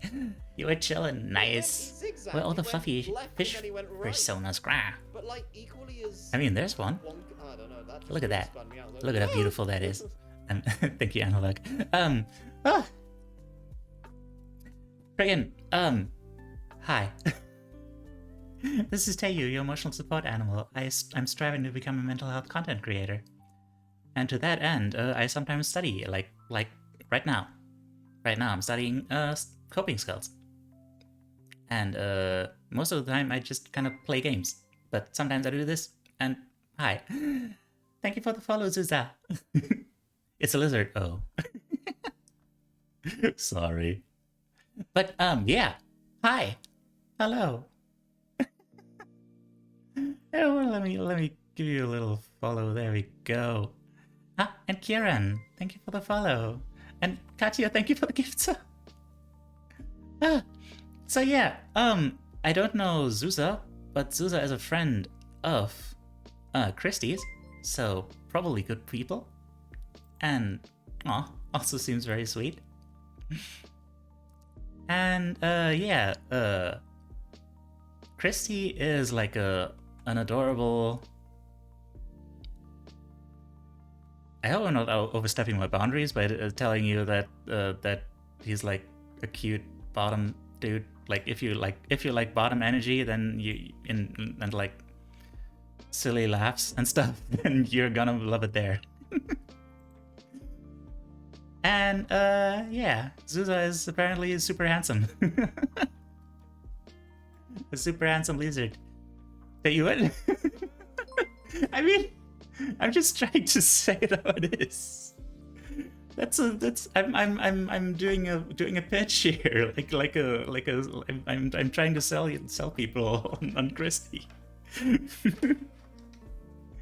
He's very sweet and excitable and like stuff. Just fun to hang out with. And FQ Beeling, thank you for the follow. Hang on, did I miss anything?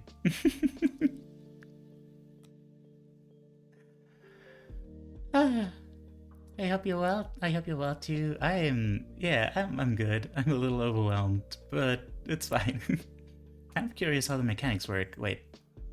Bad rates on Twitch, like bots and such. Then. I have this tin can here. I think would be really delicious to go with. Well, good luck with that. Teiyu is being raided, I know. Playing together. Hello, fella. Hi, Kieran. And that is an old clip for chillin'. Fluffy fish. Billy moment. Want to say I'm head to bed now. Okay. Good night. Good night, Lopen. Bye bye. Have a good rest. Grah. Everything all at once. Get flustered. Yeah, that is the power of raids. Get him flustered. Riggedy wrecked. Thank you, C.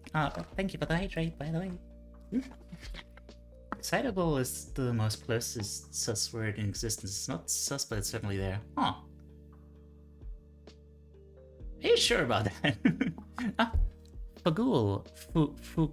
Fagul. Hello. Hi. You're in the, as of yet unnamed community center. That belongs to me. Hi. I'm Teiyu, your emotional support animal. Say my name, Fugul. Fugul. Okay. I hope you have a lovely stream, sir. Sorry to raid and run. I need to eat before I help. Oh, absolutely. Don't be afraid to raid and run. Take care of yourself. And thank you so much for trusting your community to me. I'm gonna try to take good care of them. Yeah. What the Shrekky Shreks? Teiyu said something that sounded somewhat like my real name earlier. Well, I said a lot of things, so good thing I didn't dox you, because that doesn't really narrow things down. Yeah, but yeah, take care. Have a good one. Alright, let's try to finish reading this chapter and then I'll go to the friggin' toilet.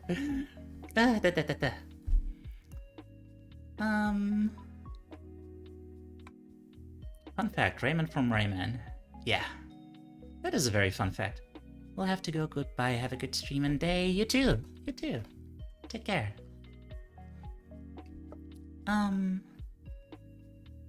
Okay, so we were, talking to our body, because our body sometimes tells us that things are not okay, even when we emotionally don't quite recognize it yet. And no, like, apparently we're talking to it.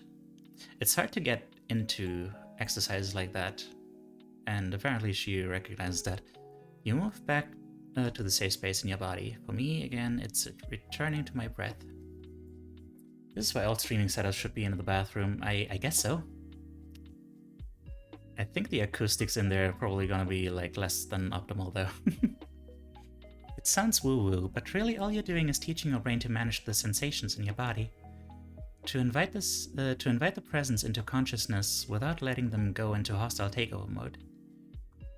And learning to experience them without a constant sense of being overwhelmed. The rhythm of moving back and forth through internal states will influence the vagus nerve and the connective tissue throughout your body, which will help flush out the stress hormones and help turn off the physiological trigger response that was activated in you. When you find yourself activated, notice where it is in your body. Do you feel tense, shaky, completely numb? Where in your body do you feel safest or at least neutral? Practice focusing on the activated feelings, then moving slowly to focus on the safer feelings. As you practice and feel in control of the movement, you can spend more time on the activated feelings, showing yourself that they are manageable and will dissipate.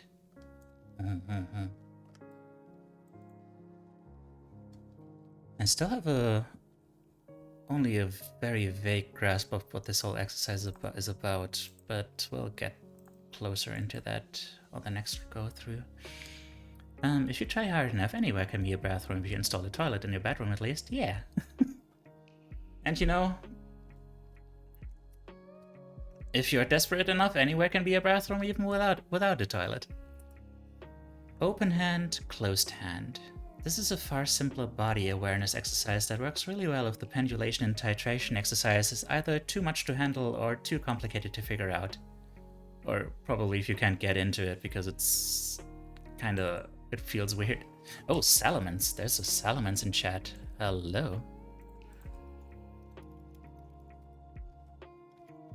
Oh, hey, I have that.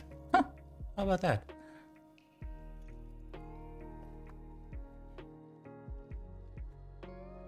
Oh, God. No one's got any balls. This is a crisis. Oh, holy crap, what is that? Hang on, Beanzo. I'm just gonna copy that.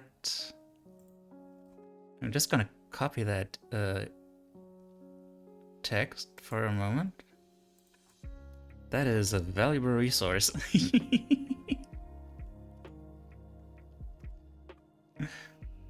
No balls?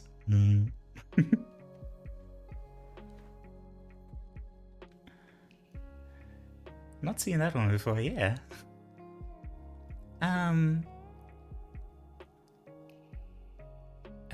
Okay, where was I?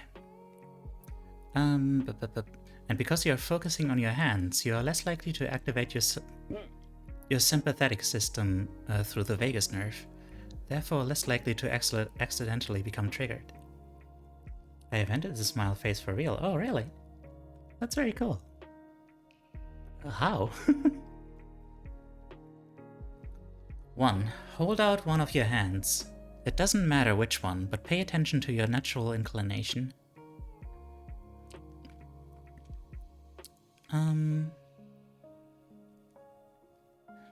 Hold it in the air without letting it rest against another surface, like your leg or table in front of you, if you're able to do so without pain. Open the palm of your hand up, facing back towards you, so you have the palm of your hand directly in your line of sight. Okay, so hold it in the air in front of your face, I guess? Open the palm of your hand up, facing back to... Wait. While watching your hand, slowly make it into a fist. Notice the difference in the sensation from what it felt like open and what it feels like closed. Maintaining eye contact, open your hand back up. Now close your eyes and repeat the sequence. Notice what it feels like from the inside, the closing and opening of your hand into a fist. What felt different? How did your awareness of the experience change once you were entirely dependent on your internal sense messages? Was it disconcerting at any point? Comforting? Did anything shift or feel different in how you connect with your body? I don't know, dude. Interesting. I think I taught myself to do this exercise as a child, really? Huh. I guess it is like just kind of a stimming exercise, huh? That's cool. But yeah, I'm done with this chapter, and that means... be right back.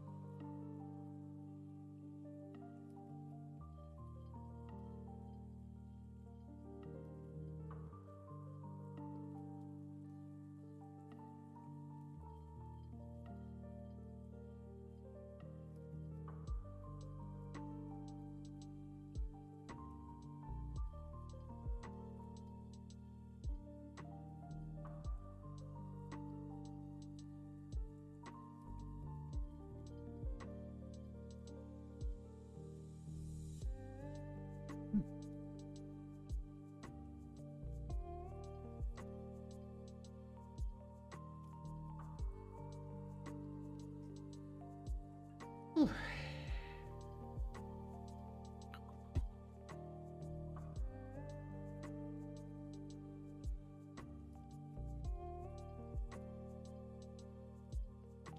Yeah.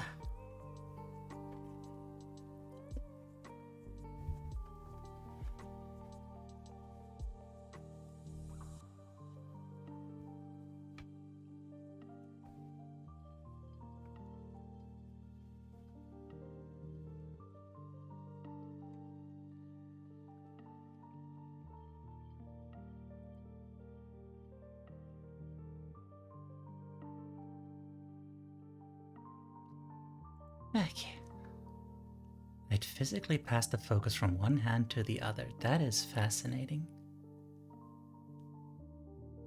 Vibe check. I'm a little overwhelmed. There's a part of me that's very anxious, but mostly I'm pretty positive. Yeah. Like, I'm happy. I'm happy to have you all here. Making my model right now, and my laptop is about to take off. Oh dear. Good luck with that. So you're a VTuber, huh? You know what? Let's look at a clip from you.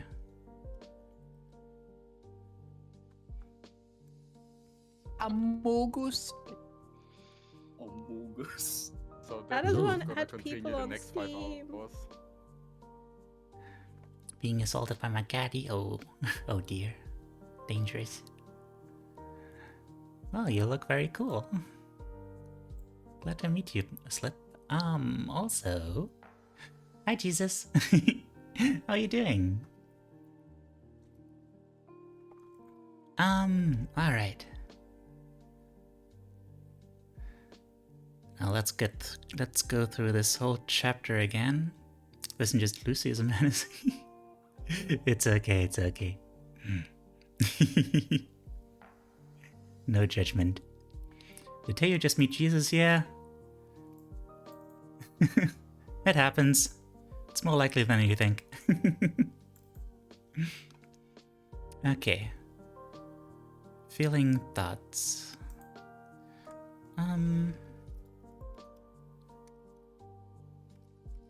Live through this skills.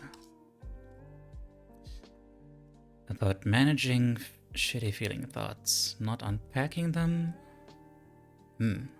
Just thanks for the hydrate.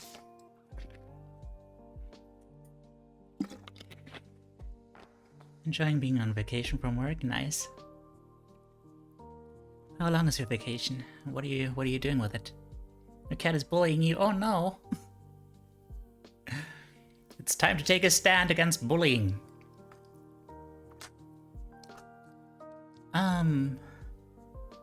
I don't know how to do it though. You're on your own for that.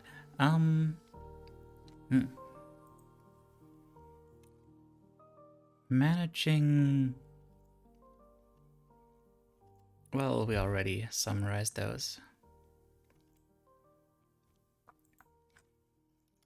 These are just for managing them in the moment. No unpacking and processing or anything. Eating cat food right now? Eat its food? Oh. Yes. Eat its food. Eat its food in front of its own face and laugh. Pee on the cat? No. Why did you both have the same thought?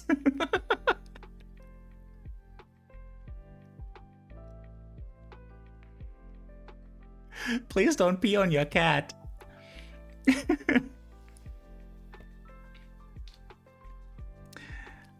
Grounding techniques. One of those things I yammer on about all the time because it works, it's simple. Anything I can do. grounding techniques.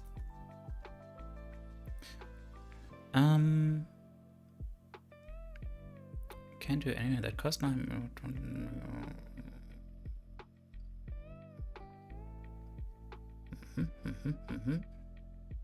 Help us remain in the present moment. Help you remain in your present moment when your mind is pulling you into the past or the future or alternate reality present. Like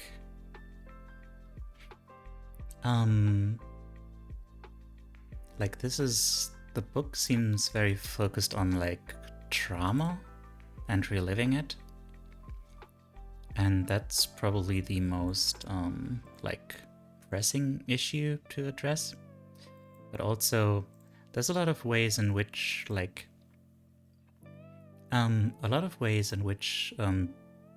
bringing yourself back into the present can really help you, because there's a lot of you don't have to relive trauma, relive past trauma in order to be like stressed out.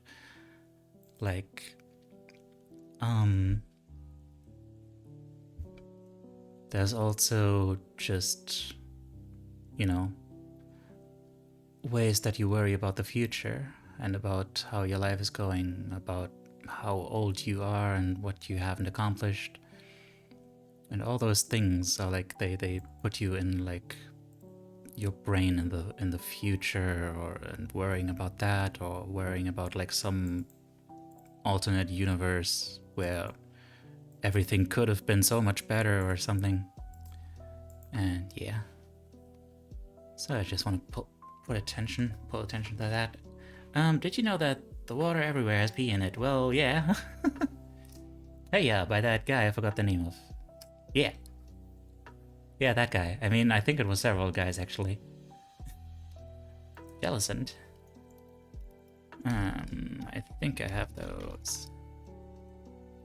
I don't. Who could catch these nuts then? Okay.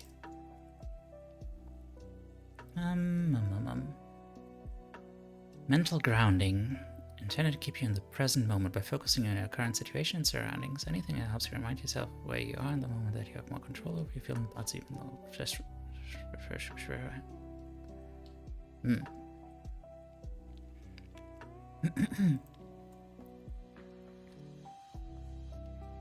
Oh, I got balls. I got so many balls. Or wait, do you mean yourself? Because you can buy more balls, and like there's like, well, there's a poker shop command, but that's complicated. If you're on desktop, you can go into my about section, and there's a the extension there, and you get a little graphical user interface. My Spotify playlist is full of emo trash. Heck yeah. I don't use the PCG. Oh, okay. Okay. Where was I? Honorary present. Okay, mental grounding. Mental grounding. Put you in the present moment by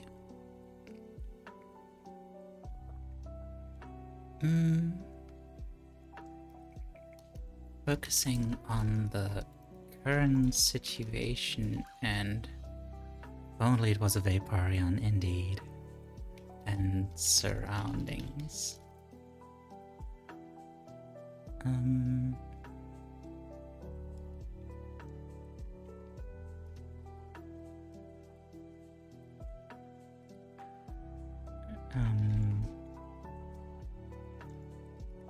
This puts you back in control of your feeling thoughts.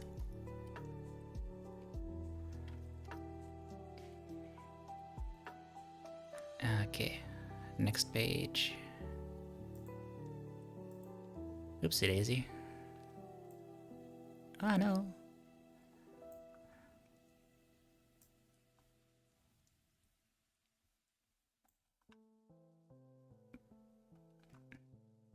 Wait. Why is it so the text is so much smaller than it is over there. Or maybe not, I don't know. Okay. Plop.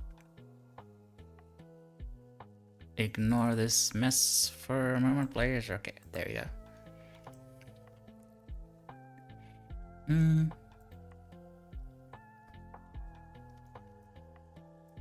A mantra. Like, I can do this, or meep morp.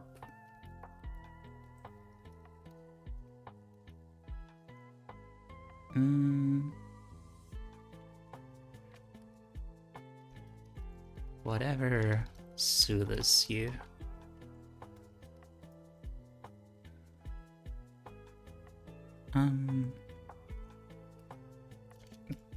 Categories game. Name, like naming all your favorite games, shows, or whatever. This draws from semantic memory rather than emo. Let's just keep it emo. Semantic memory rather than emo. Describe something in great detail that is attached to the present moment. Describing something you see in front of you in great detail.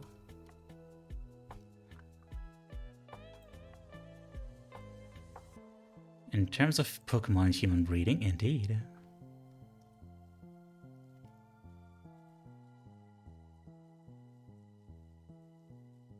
Focusing on something technical rather than emotional.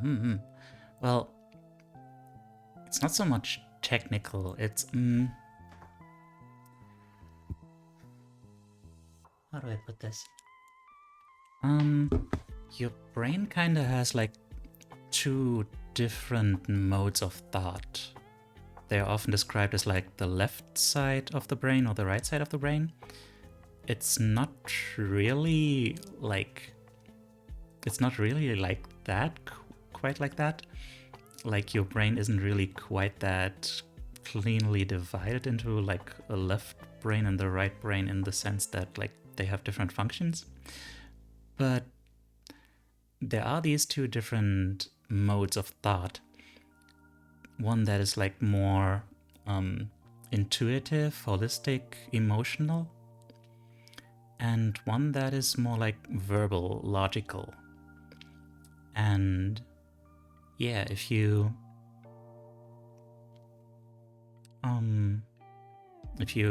find yourself getting too emotional, then drawing onto that on that verbal part of your brain, that logical part, can help you get away from that.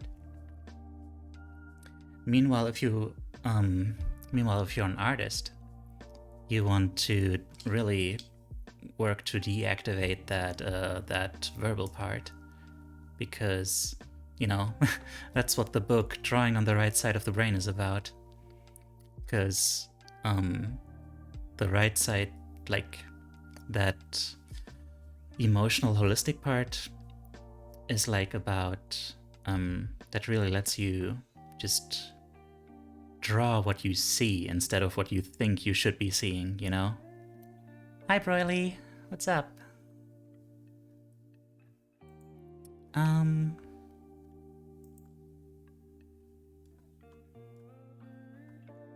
But also,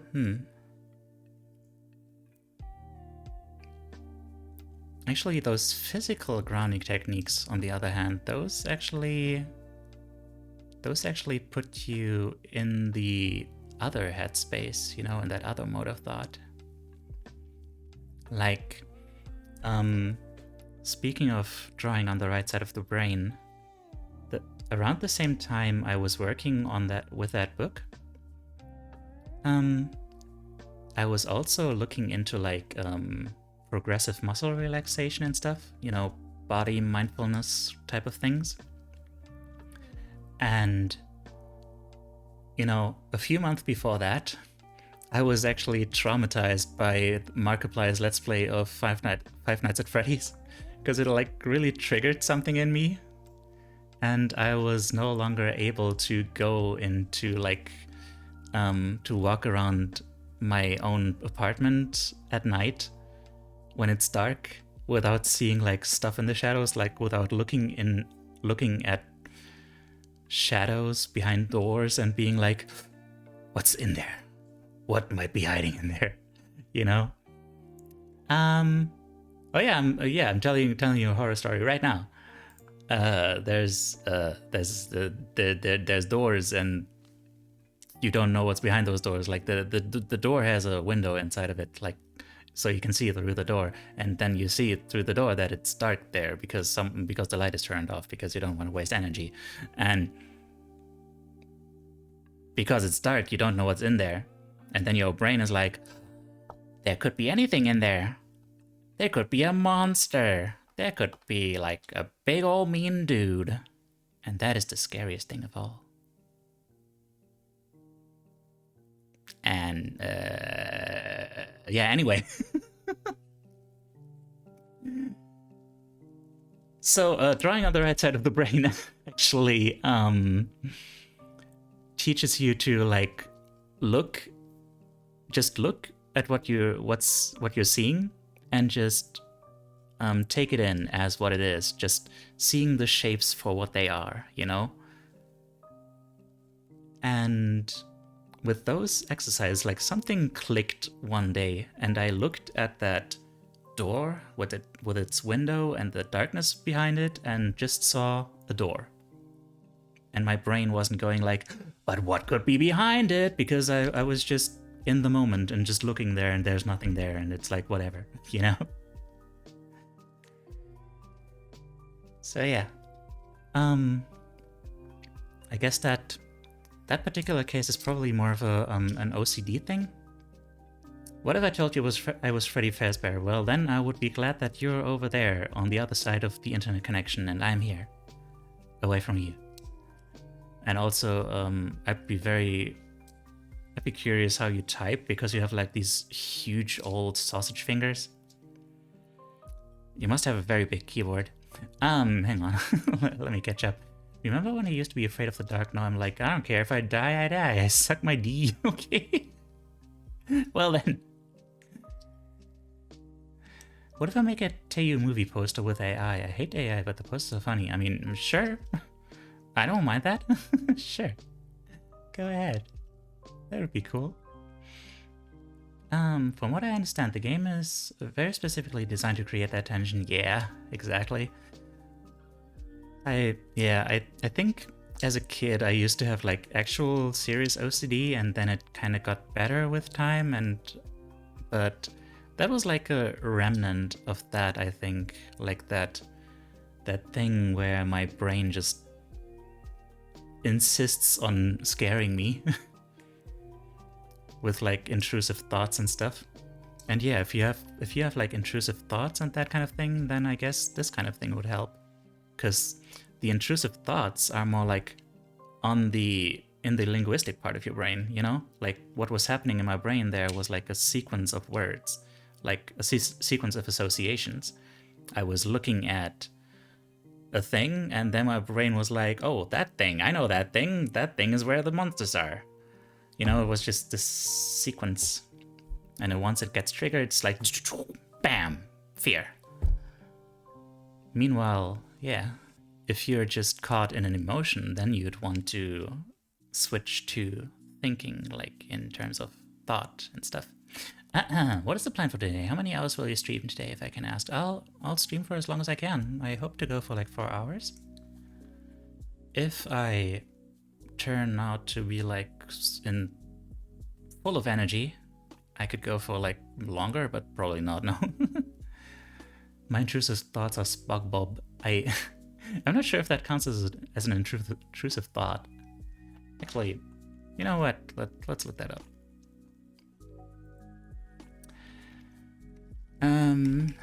Intrusive thoughts. Definition. Intrusive thoughts are unwanted thoughts that can pop into our heads without warning at any time. They're often repetitive, with the same kind of thought cropping up again and again, and they can be disturbing or even distressing. Yeah.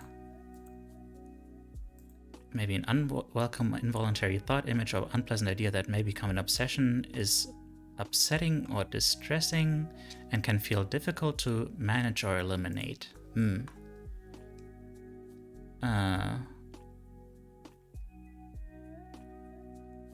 When such thoughts are associated with obsessive-compulsive disorder, Tourette syndrome, depression, body dysmorphic disorder, sometimes ADHD, the thoughts may become paralyzing, anxiety-provoking, or persistent. Intrusive thoughts may also be associated with episodic memory, unwanted worries, or memories from OCD, post-traumatic stress disorder, or anxiety disorders, eating disorders, or psychosis. Intrusive thoughts, urges, and images are often inappropriate things at inappropriate times, and generally have aggressive, sexual, or blasphemous themes. Yeah. Like, going out for a visit? Okay, take care. Have a good one. Yeah, yeah.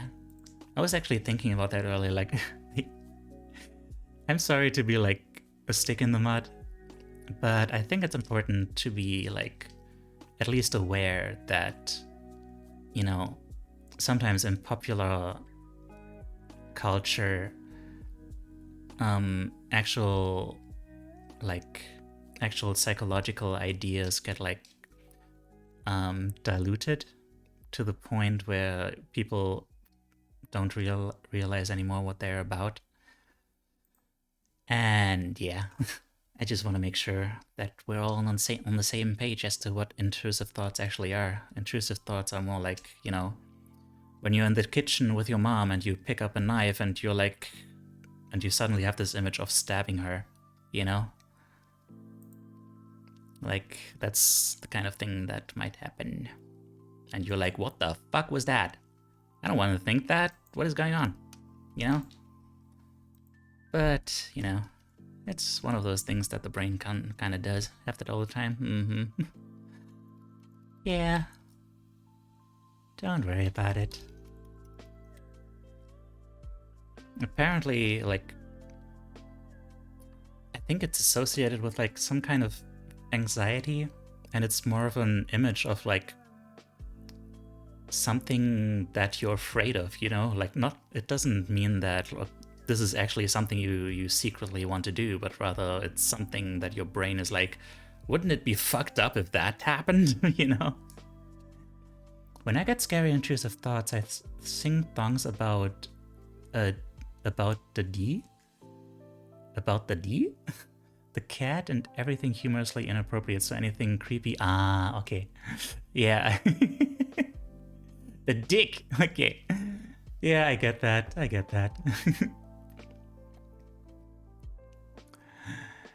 Everything humorously inappropriate, so anything creepy becomes just weird. Yeah, that's a great way to use humor as a coping mechanism. Okay. Describing something you see in front of you in great detail. Tumblr. Oh no. That is not a very flattering image of Tumblr. Okay, a mantra. Something in great detail. Go over your schedule in your mind. What the steps it takes to complete an activity you do well. Oh.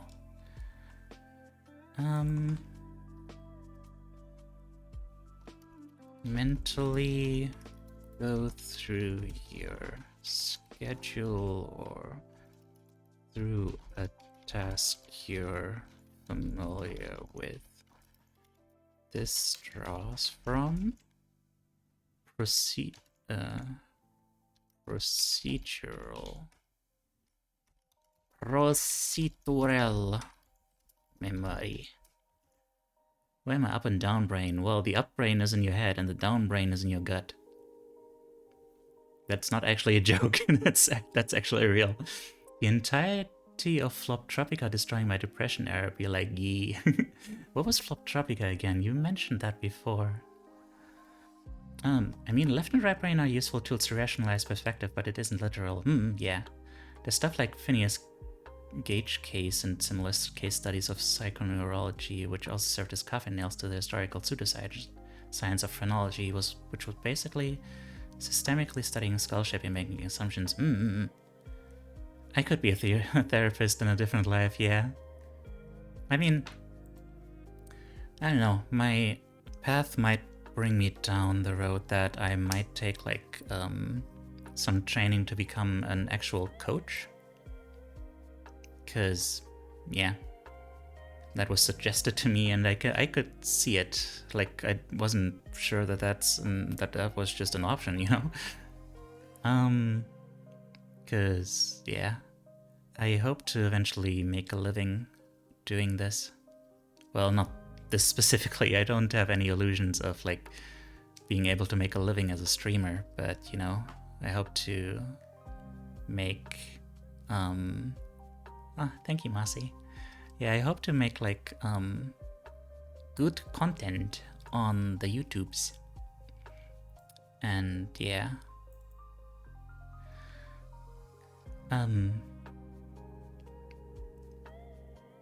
Gonna try to finish that thought. I'm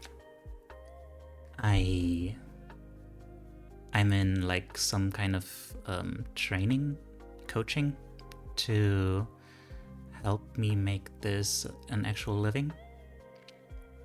And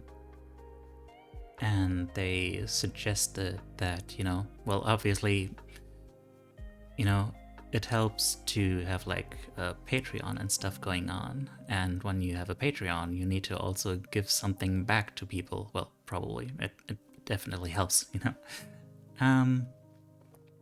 And the only thing I can really think of for like very generous donations would be like, you know, giving people actual one-on-one like talks, like, and you know, I would like to actually have some kind of training, actually coaching people before I do that. But yeah,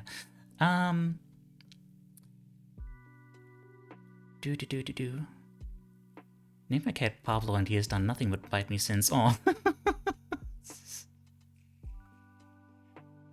Oh no, I guess he doesn't like the name.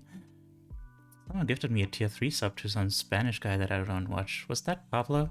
Floptropica is a small group of internet meme culture with cursed... There's a little fly just kinda descending upon me. Sorry, I got distracted for a moment. Floptropica is a small group of internet meme culture with cursed memes and songs, mostly cupcake songs, which are very horny and a whole lot more. Search Flop Talk compilation on YouTube when you understand, but prepare your brain cells to die. Okay. Well, I mean, I'm just glad it helps you. Procedural memory.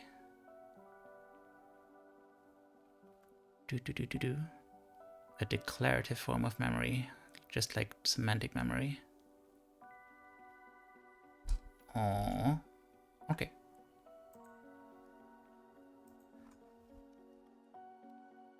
A declarative form of memory, like semantic memory.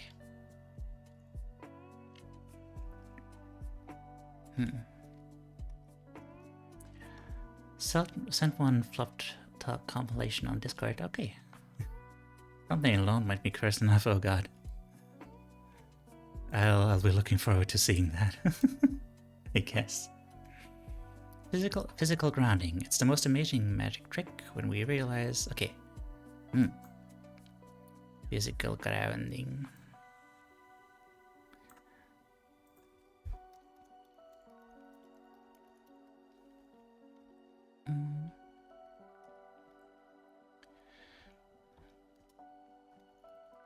When you're Teiyu versus God, who wins? That depends on the god, I guess.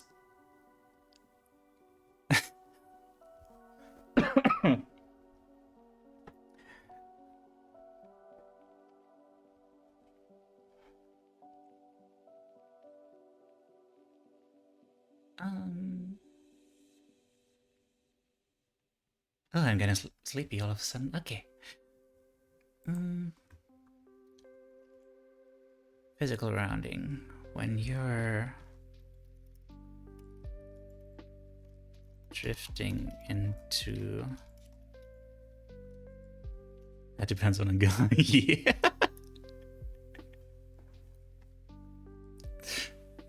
I mean... You could argue that, well, depending on your definition of a god, you know? Like, in the Japanese sense, like, they have these, like, thousands of gods, you know? Like, because gods in that mythology are just like spirits, you know? And everything has a spirit. Shintoism, yeah. It's a form of animism, like where everything has a soul. And, you know, in that sense, Teiyu could be considered a god. Like, Teiyu is, you know, Teiyu transcends me as a person. Because, you know, Teiyu is not bound to me like to my physical self, and he can exist like in multiple places at once and independent from time and stuff like that. So yeah. And when I say flop talk thumbnails are cursed, I mean what the fuck cringe aesthetically commits arson cutie kind of vibes. Okay. Dionysus versus Teiyu, who wins? Dionysus is the god of love and wine.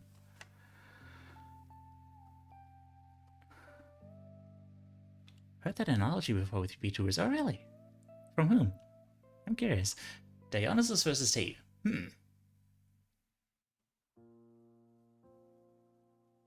I know. I don't want to mess with Greek gods. Like, they're really petty. I don't want to win against one of those.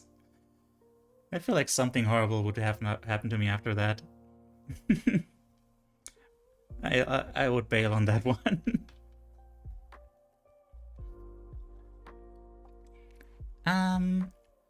When you're drifting away, the god I don't want to go against in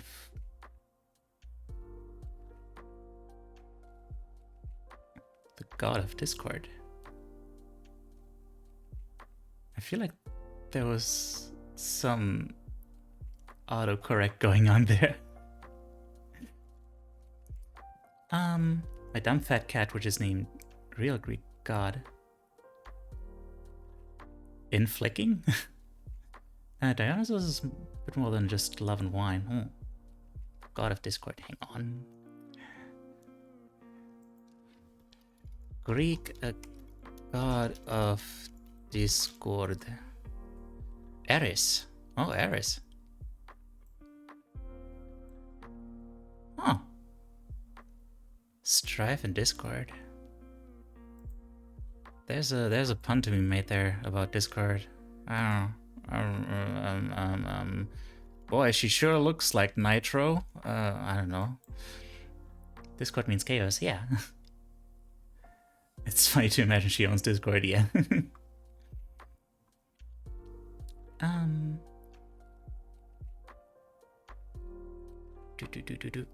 Okay. Physical ground. When you're drifting away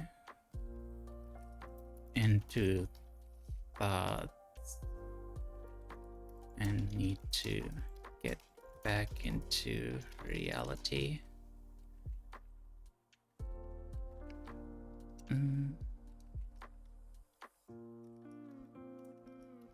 Shifting from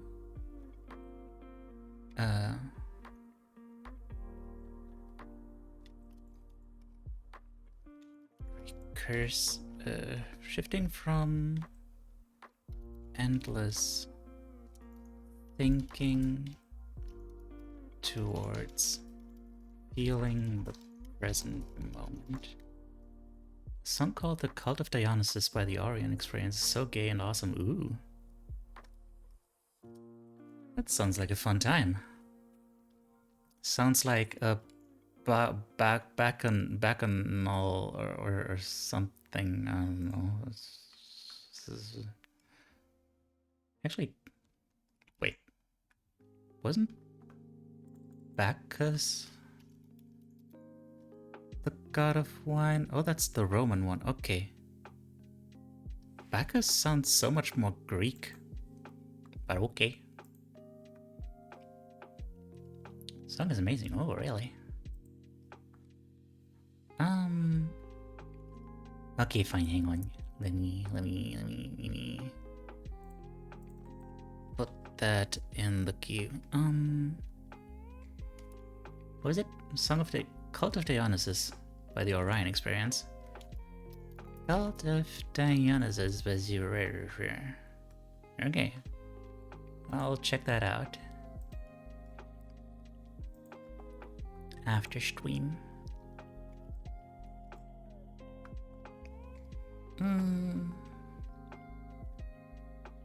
Okay. Physical grounding. Yes. Notice your breath.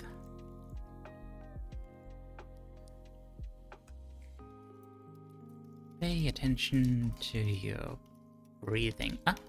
Nizzle the burb. Thank you so much for the follow.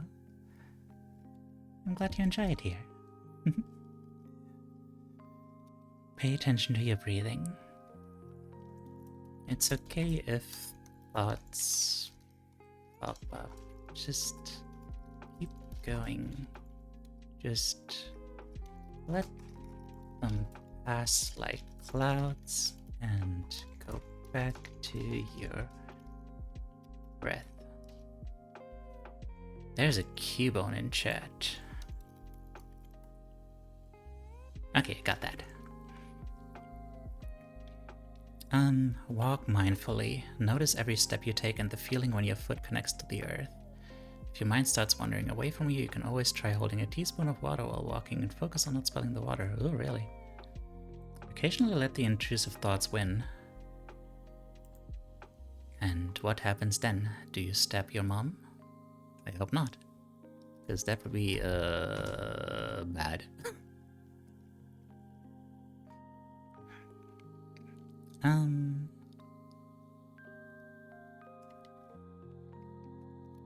I stab a tin can. Oh, you know what? That's fair. Fucking hate tin cans. I know, right? Yeah, me too. Me too. Imprisoning all that perfectly good food. How dare they? Focus on your feet while walking. Taking in all the sensations mindfully. If you have trouble focusing,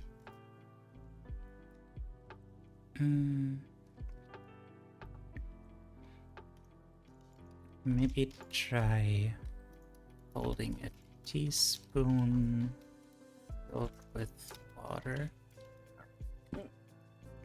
and walking without spilling it.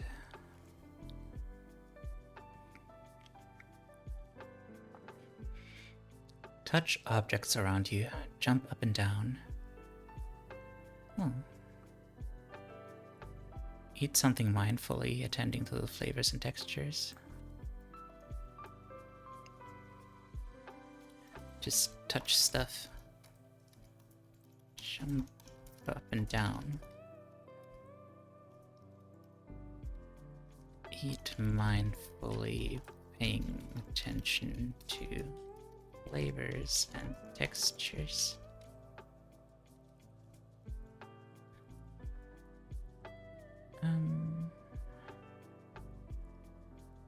Make sure your feet are touching the floor. Okay, fine, fine. Ugh, even the text is posture checking me.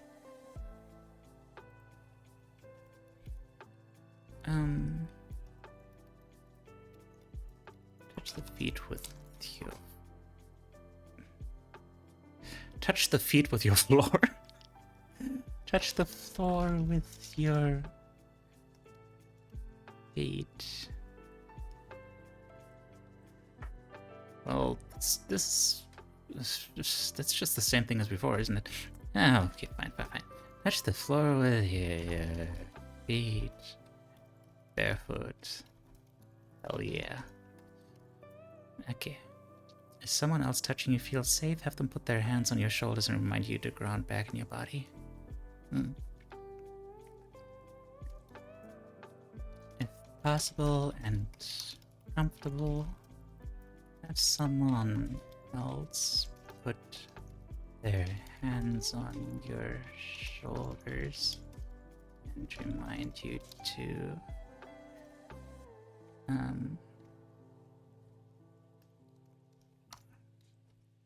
ground yourself in your body.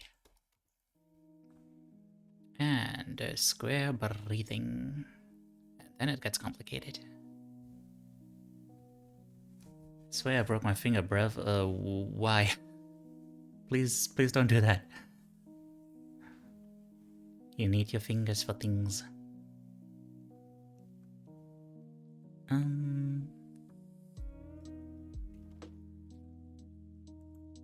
Is this?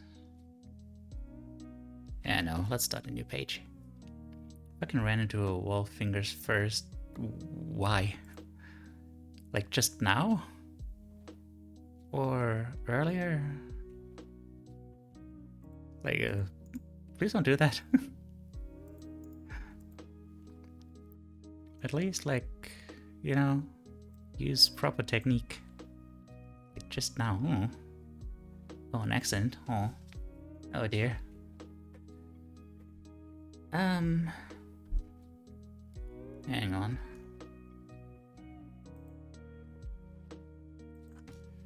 What to do about a broken finger? You can relieve pain from a finger fracture for a short time with ice and medication. You need to see a healthcare provider as soon as possible for an x-ray, depending on the type and severity of your fracture. Okay, ice. But not directly onto the skin, like you put a towel between that. Yeah. You can still type they're not broken. Put some ice on it and limit the bruising. Yeah.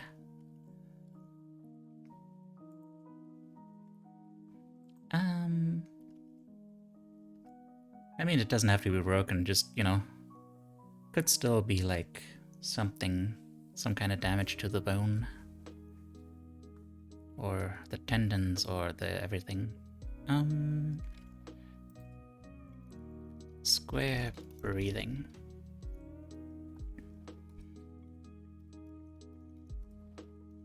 Breathe into your stomach. None of that chest nonsense. Stomach gives you more oxygen and is better for calming down and general health.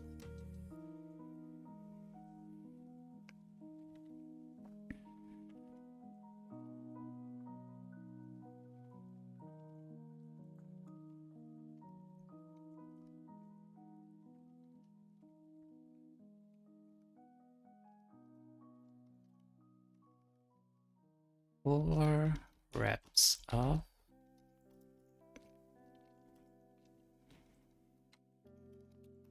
breathe.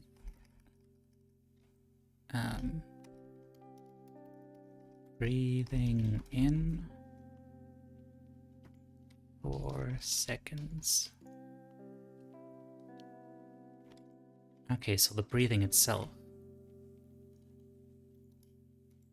for a length of 4 seconds. Holding for 4 seconds.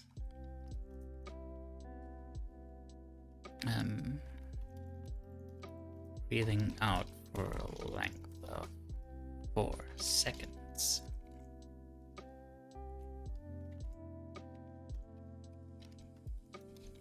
Holding like that for 4 seconds. Gonna take a nap, okay. Thank you so much for your support. I'm really glad to have you here. And yeah, have a nice rest. Take care, and oh god. Meanwhile, Anne woke up. Hi, what's up? Not a good morning?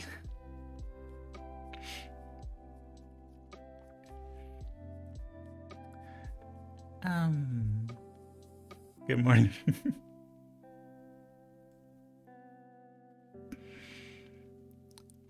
Pendulation and titration. What the heck is all this?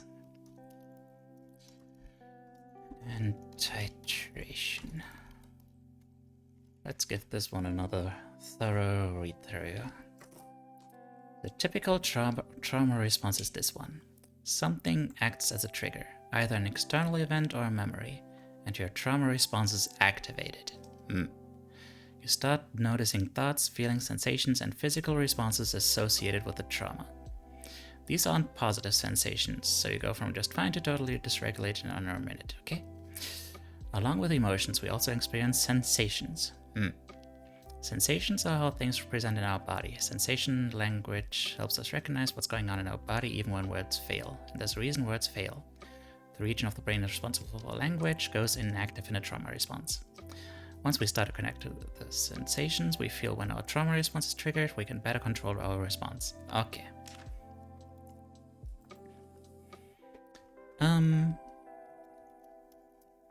When trauma response is activated,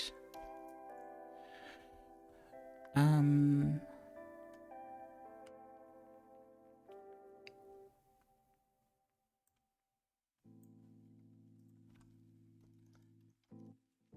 along with emotions, sensations also show up in the body.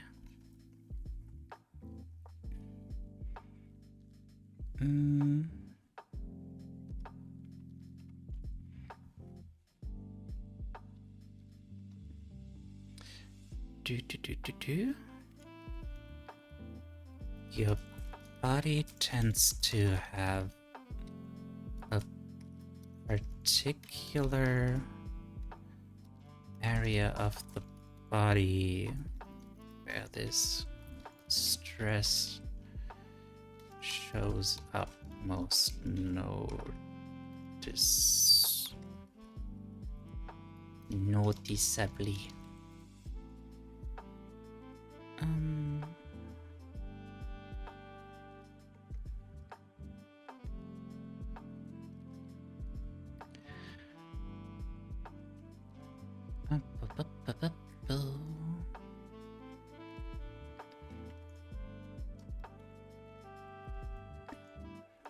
Learning to figure out how it expresses itself through sensations can help you understand and control your trauma response.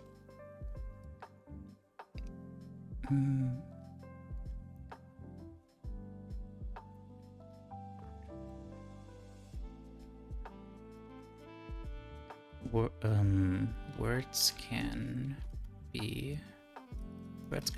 fail to help.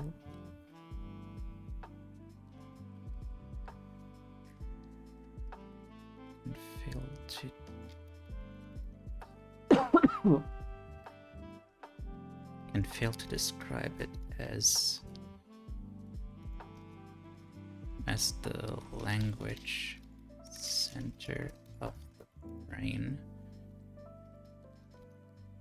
goes inactive during a trauma response. Thanks for the stretch.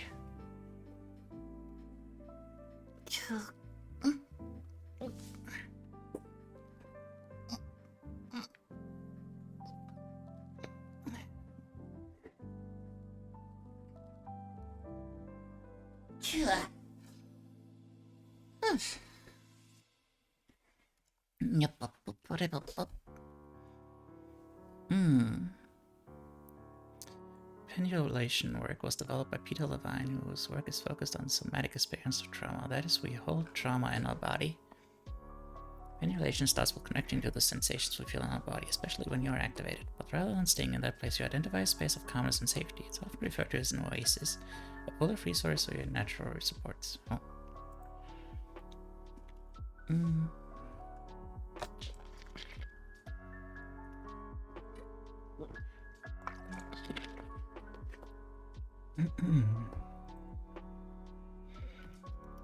We hold trauma in our body. Yeah, that's a... I feel like that's a thing I should look into more, because I have a hard time grasping it, but it's a very common idea that, like, I think there's a popular book about that called The Body Keeps the Score, which is about how, like, you know, trauma manifests in the body. So I guess that would be why a particular part of the body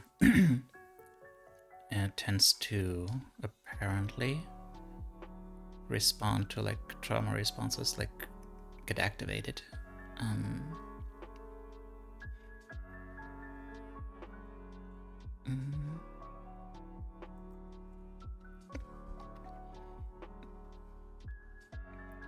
Delmise, there's a Delmise in chat. Do I have a Delmise? I do not.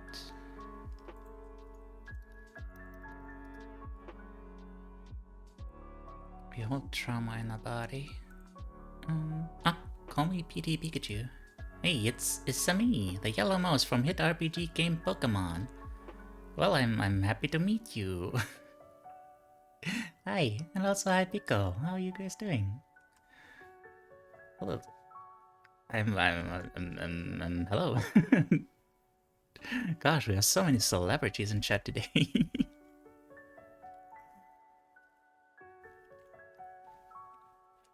How are you doing, Pikachu? You're a tofu, yeah. A tofu from hit game Tofu Boy.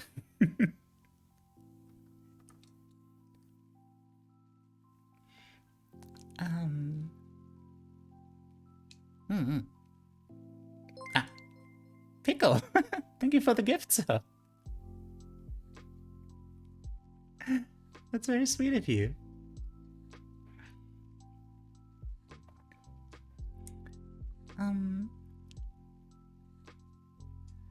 Are you boys good? Yeah. We good. We pretty good. I mean, we reasonably good. I think, yeah. We doing our best. That was it. We hold trauma in our body, right? I'll just let it stand. Holding up. Aw, that doesn't sound terribly good. I hope you get well soon. I mean, you know, get better soon. I mean, I don't know. It sounds like you're sick, but like, I hope things get easier. Yeah, they'll get easier. You've got this. You've got this.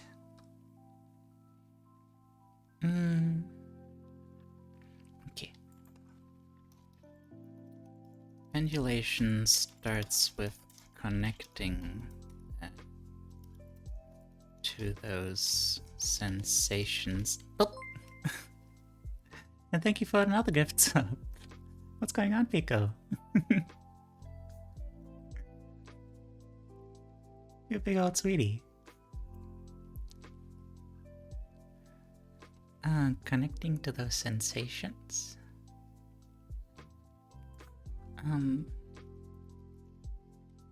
Riot!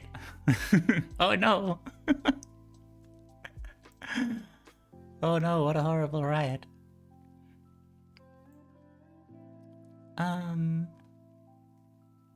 Connecting sensations, but not lingering. But without lingering on the harmful sensation. Instead, find a place of peace in your body and move your attention there. In your body, in parentheses. Oh, aces. On a field trip? Heck yeah. Man, I want to go on a field trip now.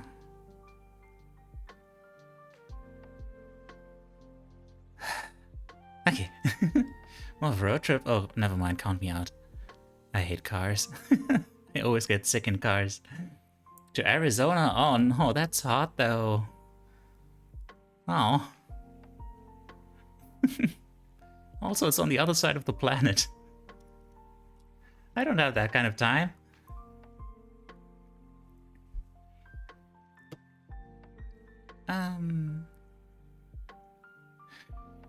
The action of teaching yourself to move in and out of the activated sensations into your space of calmness. Well, it is that we all have safe space inside ourselves that we can draw strength from if we remember it's there, and can help you gain mastery over the activation, help you learn to tolerate the sensation and feeling associated with the activation for longer periods of time. Titration operates within that framework as a way of managing the flow. Trauma is too much too fast all at once. Titration is way... Oh. Instead, find a place of peace in your body and move your attention there. Then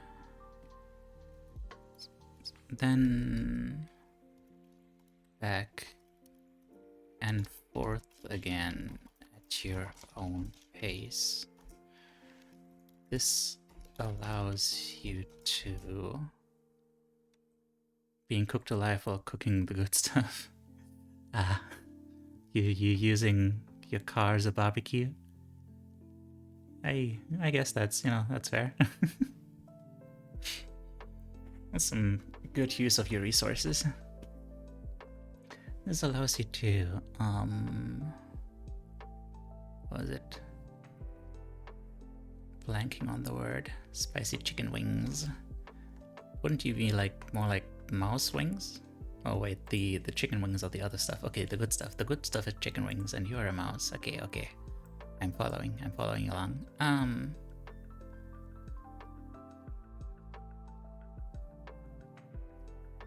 Friggin' okay. Yeah, I think I'm done after this chapter. My voice seems to be failing me after all again.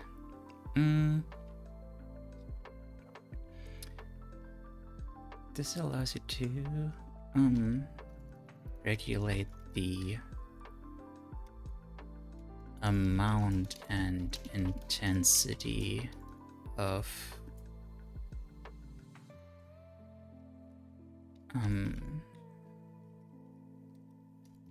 your trauma response.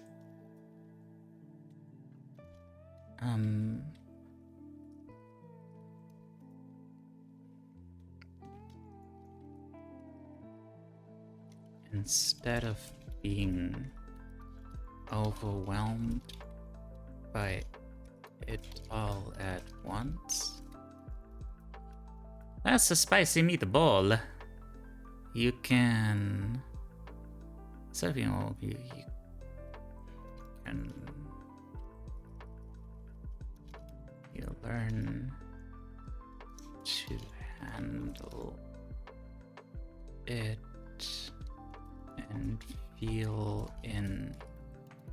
control of your your response. I think. I hope I'm getting this right.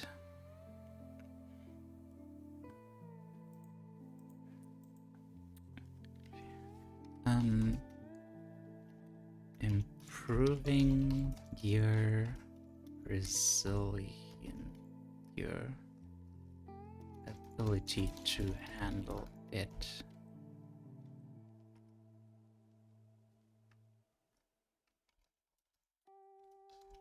Without dying. Titration operates within that framework as a way of managing trauma so much. Titration is a way of managing all our feels one baby step at a time. So our conscious effort to slow everything down so we can deal with it in manageable chunks. So when you start recognizing that you're activated, you can let yourself feel the negatives, then remind yourself that you intentionally move to your space of calmness and gather resources to process and release your experience piece by piece. Okay. Once you start to find ways to tolerate your activation, it no longer owns you. It no longer hijacks the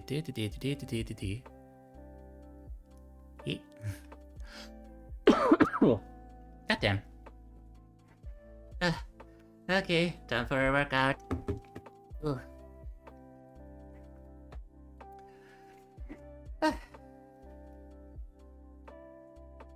Be right back.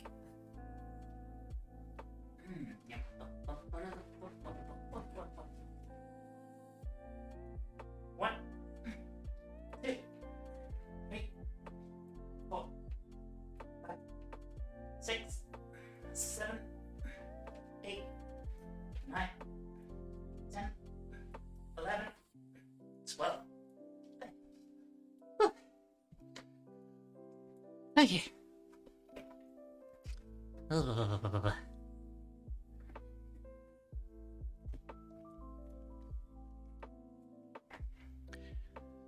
Once you start to okay. Next page.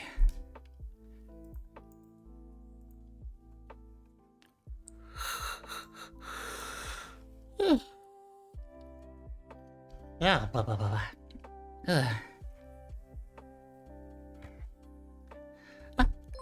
A boy kisser. Hello there. You'll feel right at home here. We got a lot of very kissable boys here. Thank you for the follow. Pendulation exercise. Sounds weird until you tried a couple times, so here's a step-by-step guide. If you don't want to write in a perfectly lovely book, you can download my worksheet version of this exercise from our website. Broily vibin'. Or is Broily raising their hand like, hey, I'm a kissable boy? Start by scanning your body to figure out which areas feel safe and secure for you, and which tend to get activated when you're stressed. I tend to feel stress in my stomach. Try using the following color codes to mark where you feel most activated and where you feel most calm. This information will help you deliberately connect to and feel calmer during times which are highly activated. Ooh.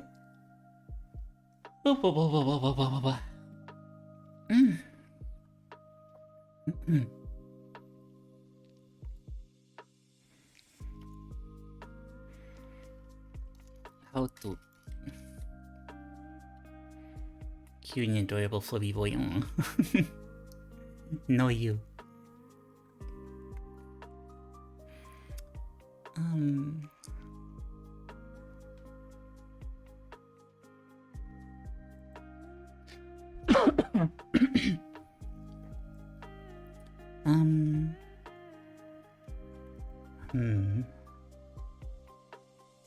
Start by scanning your body.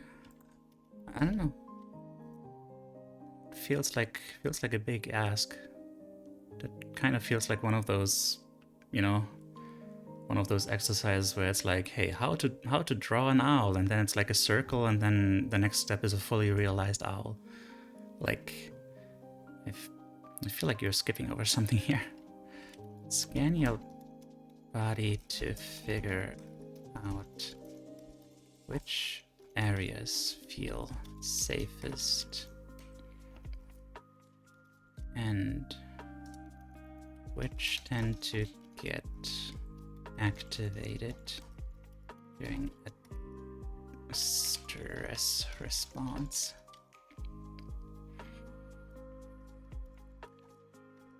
Mark these down on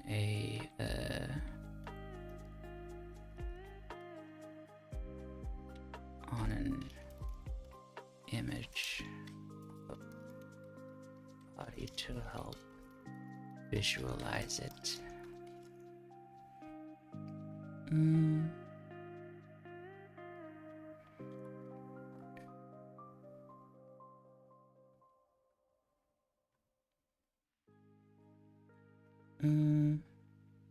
Okay, let me just grab that part.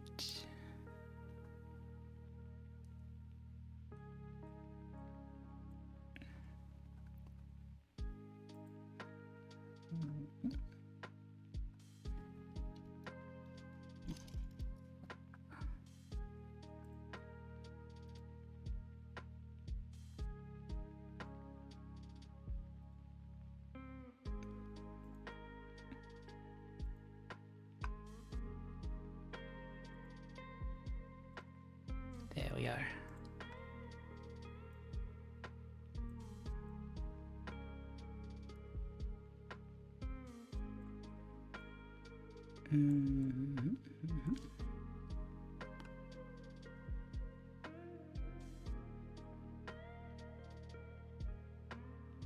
There we are.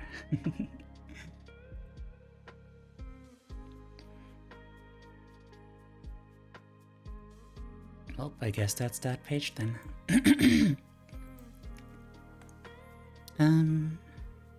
Next one.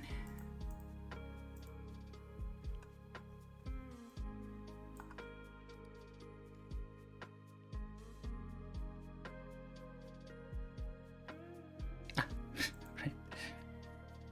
I was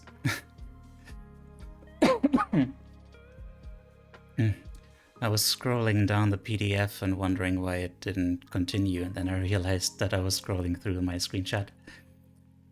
Shop it. It's a shop it in chat. Okay, got that. Let's keep going. You may not be really sure where your places are, especially if you're dissociated from your body sensations in order to get through life without a total breakdown. That's entirely okay, makes perfect sense, but here's your chance to start trying to connect to those sensations throughout the days and weeks ahead. If you have a therapist you're working with, you can incorporate this work into your therapy. Once you have a good idea of where you feel most safe in your body and where you feel most activated, the pendulation exercise is designed to help you move back and forth so you can experience feeling intense emotions without having them completely take over. Oh.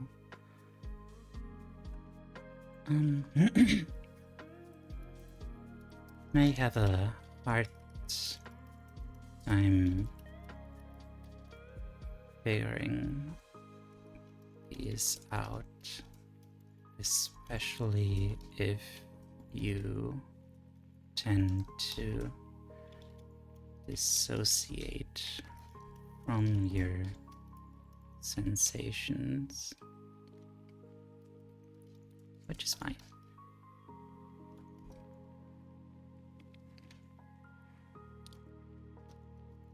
Take your time over the following weeks to pay attention.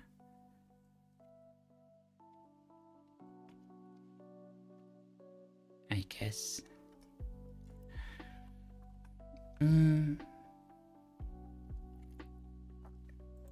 Pay attention and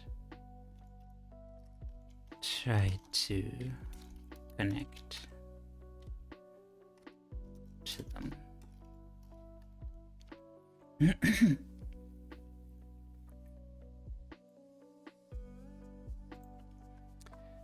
Once you have a good idea of where you feel most safe in your body, you start with a part of your body that feels safe. It's always the chest, and my heart and breath. And you move your awareness into the activated space. Oh,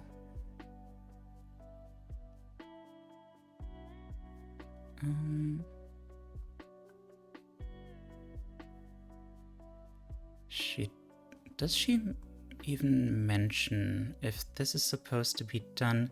Barnaby! Hello. Hello. Hi, Barnaby. How are you doing?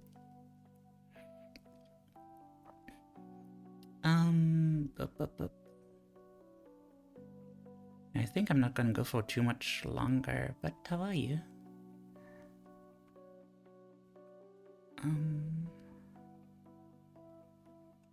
I don't. What was I saying? I don't think she mentions if this is something you're supposed to be doing while you're in distress, or if it's more of a thing you practice and get better at over time. So you can experience feeling intense emotions without having completely take over.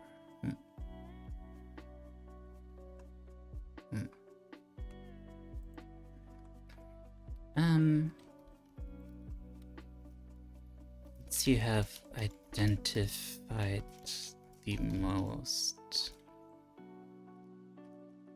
areas that activate the most during stress,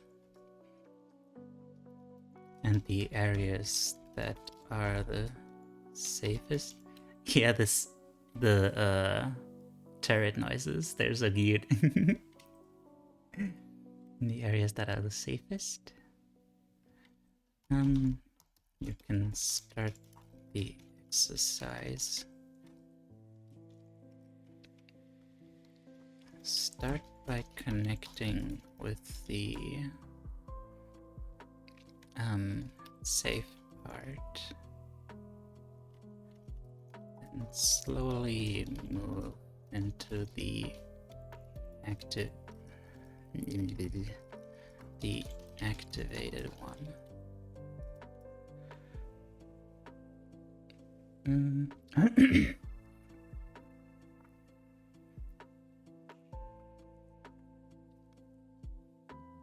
With neutrality and curiosity about the experience rather than anxiety, anger, embarrassment, and shame.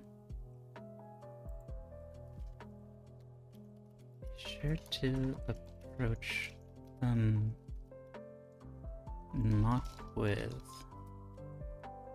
anger, shame, or anything, but with neutral curiosity.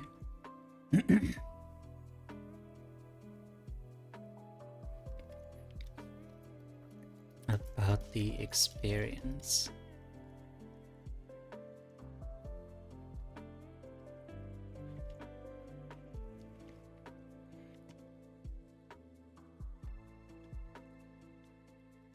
For example, with a mindset like just quoting straight from the book, or yeah, sure. Hey there, stomach. You're upset with me today. I can tell. I'm aware. Thank you for letting me know.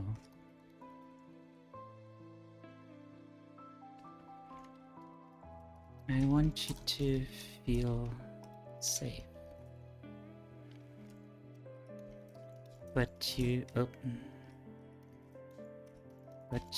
don't get to take over and be in charge.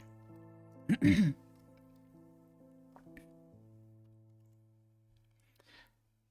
you move back to the safe space in your body. For me, it's returning to my breath. Then return back to the safe space in your body. It sounds woo-woo, but really all you're doing is teaching your brain to manage the sensations in your body, to invite the presence into consciousness without letting them go into hostile takeover mode, and learning to experience them without a constant sense of being overwhelmed. Seems weird, but really what it is that you're teaching your body to manage its sensations and to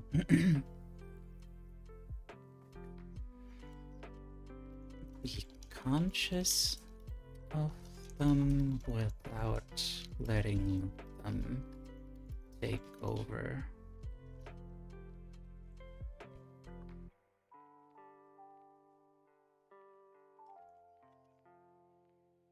The rhythm of moving back and forth through internal states will influence the vagus nerve and the connective tissue throughout your body, which will help flush out the stress hormones and help turn off the physiological trigger response that was activated in you.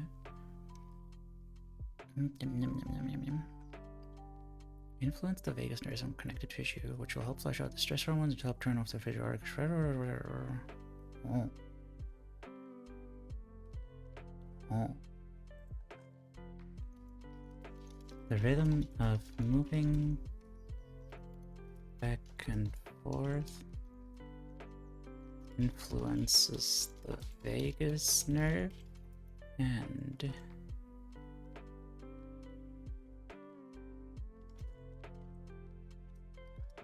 connective tissue of your body and helps flush out the stress hormones, turning off the physiological trigger response.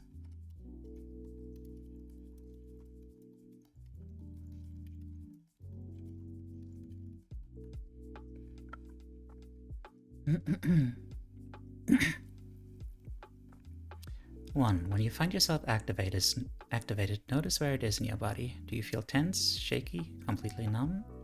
2, where in your body do you feel safest or at least neutral? 3, practice focusing on the activated feelings, then moving slowly to focus on the safer feelings. As you practice and feel in control of the movement, you can spend more time on the activated feelings, showing yourself that they are manageable and will dissipate. Okay, that's just a repetition. Okay. And finally, open closed.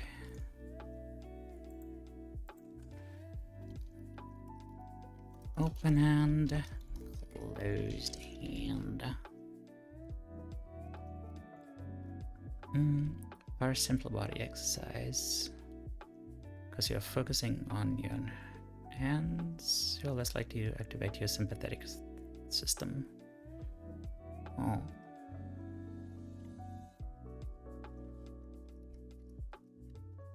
Easier to do, less risk of activating sympathetic thing.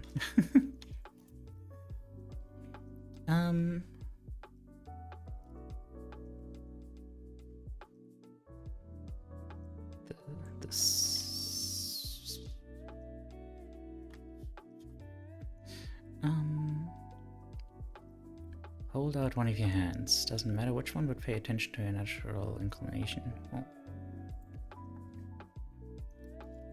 Hold out a hand.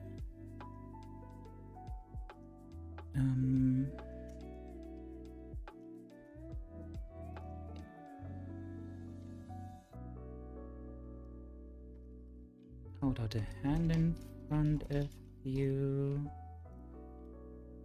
Ideally without resting in anything.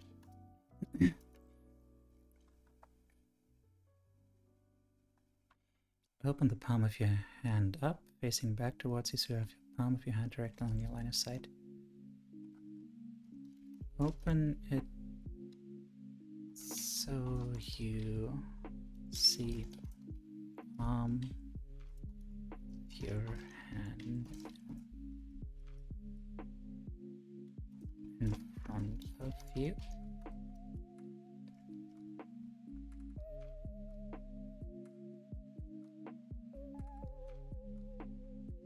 While watching your hand slowly make it into a fist, notice the difference in the sensation from what it felt like open and what it feels like closed.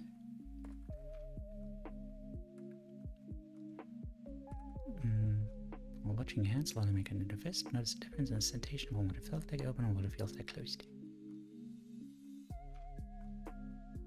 Boop, boop. Boop, boop, boop, boop. Oh, God, I'm so sleepy.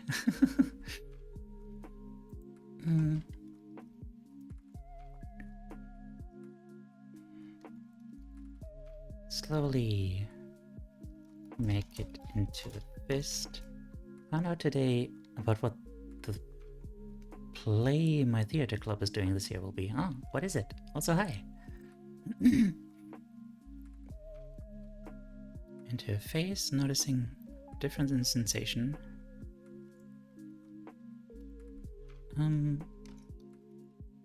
Paying attention to the different sensation. Maintaining eye contact, open your hand back up.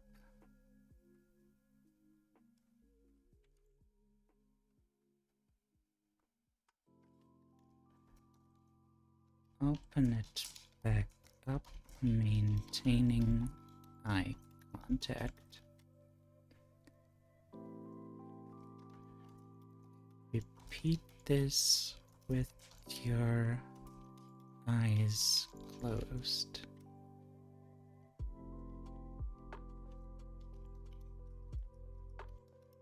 Note,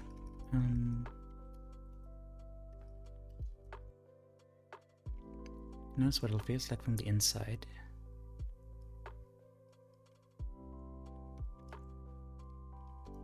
Pay attention to the sensation.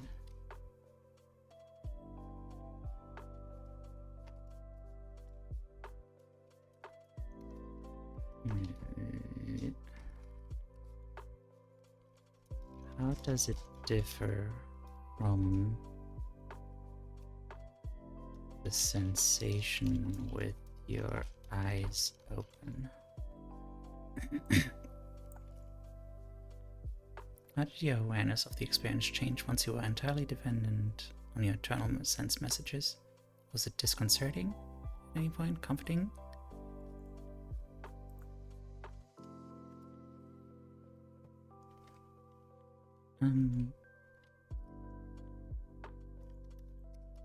Comforting? Unsettling? And now I'm just trying to make it real short now. The club received a request from the director of the history department at my school for us to do a play about celebrating the 50th anniversary of the revolution of April 25, 1974, better known as the Carnation Revolution. The revolution got its name because of soldiers as a way of telling society that it would be a peaceful revolution, put carnation in the barrels of their guns and tanks. The revolution also became known because it ended the dictatorship in my country that had been in power since 1933, and also because it ended the colonial war. With the end of that war, Mozambique, Guinea-Bissau, Sao Tome, and Principe and Cape Verde and Timor-Leste became independent. That's a lot, huh? A request from the director of the that's a big thing. I don't know how to put it. It's quite a subject for a play. How do you feel about that? Are you excited? Yeah, that's a big deal. Yeah, that's the word. A big deal.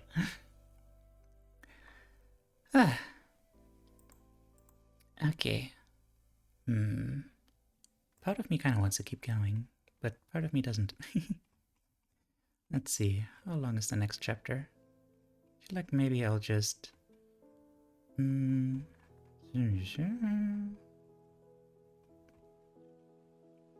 Yeah, I'll just read through the next chapter. It's just 12 very short pages. And then next time we'll take notes on those. And then I'll consider today done. But exercise with your eyes closed is actually pretty good for getting your focus back onto the moment. Yeah, that's what it's for. It feels weird just reading about it, but I'll have to try that. I'll have to try that out. I feel honored because you learn about this revolution in school and society because a lot of our grandparents fought in the war. Oh, I see. Well, that's cool. I don't know what else to say about it. That's pretty cool. I like that it's a peaceful war.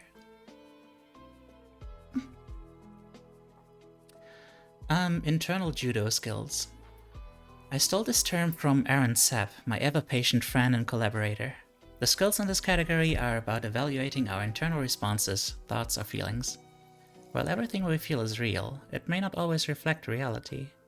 And even if your internal thought process represents the truthiest truth in the history of all that is accurate about the universe, that doesn't mean that you are entirely stuck with the exact story you've got going on right now. Feeling thoughts may be accurate, but not the least bit fucking helpful. These skills are the ones where you recognize your feeling thoughts and work to unpack them a bit, or reframe them just enough to create some breathing room. Sometimes coping means recognizing the fuckery going on, but distancing ourselves from it mentally. Prayer and meditation.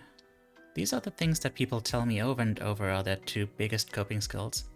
You may be rolling your eyes up in your head at me over this one, I know. Prayer? I don't do religion. Meditate? I sure as hell don't have time to sit and for an hour. Next skill, please. But let's unpack these skills before you decide they're not for you. You want to be able to be fully informed before telling me to fuck off, right? So, the reason that both prayer and meditation feel weird and icky for people is that they are tied intrinsically to spirituality. And so many people have had really fucked up experiences with one of the common expressions of spirituality, organized religion. Even though I was raised by theological scholars who encouraged healthy skepticism of bullshit coupled with a doctrine of inclusivity and acceptance, I still had plenty of church-going experiences that left me angry, sad, and disconnected. After all, my parents were fighting against a huge tsunami of religion as a mechanism of toxic control, rather than an impetus for love, care, and action. And while I wasn't anti-religion, I wasn't sure where I fit into some sort of religious practice. Then spirituality, and to some extent the organization of spirituality into religious practice, came up over and over and over again in my dissertation research. I couldn't hide from my own damn data, and while trying to come up with a way to categorize how we think about and use spirituality and religion in our lives, I bumped into Gerald Blanchard's definition of spirituality. He keeps it simple, and simple is what I needed. Spirituality is just purposeful belonging. Our fundamental mechanisms of invoking this purposeful belonging are prayer and meditation. I know this still sounds very incense, chanting, and woo-woo, but I've had several people tell me since the coping skills zine this book is based on first came out, that they had a huge shift in their thinking with how I presented my understanding of prayer and meditation. Essentially, what we have agreed culturally to define as prayer is just talking to. Speaking either to ourselves or something bigger than ourselves, like God or Yahweh or higher power or whomever you speak to, about our wants, needs, desires, and intentions. Human beings are storytellers after all. We even tell ourselves stories in our sleep, though we call that dreaming. Talking through our situation in this matter, or situation in this matter, can be far more powerful than talking to a friend, family member, or therapist. It's a grounding experience that helps us be more aware of our thoughts, feelings, and behaviors. I guess I could, technically, quote-unquote, pray to Teiyu, He's kinda a spiritual-like fication of myself or something. Something greater than me. So what's meditation, then? Meditation is listening to. Meditation is the process of quieting ourselves down enough to hear what's going on inside of us. Our minds are brilliant at creating endless amounts of chatter that we often talk back to without listening first. Meditation doesn't require a red cushion, a saffron robe, and a shaved hat, unless that works for you. It just means a willingness to hear yourself before you start arguing back. Settle in and pay attention. See what you find out. Escapism. The dictator should have two leaders, the most important being called Antonio Salazar, the one who was he was the one who gave the name to the father of the Slytherin house. Oh. He was a great economist but a horrible leader. Thousands tortured under his regime. The way he died remains in society's imagination because he fell from a chair in his house while he was in power, broke his head and died. Well then. Didn't really see how using spirituality as a metaphor would help here. That's a good question. Maybe we'll get into that. But yeah, I see a point.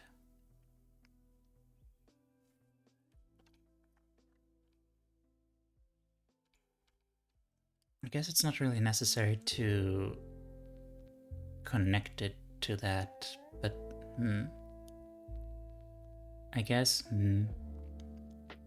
it's probably related to like her being, you know, religious or spiritual or whichever. And like, as a gut feeling, metaphors are best when they have little unwanted baggage. Yeah, that's true, that's true. Yeah. Very good point, thank you.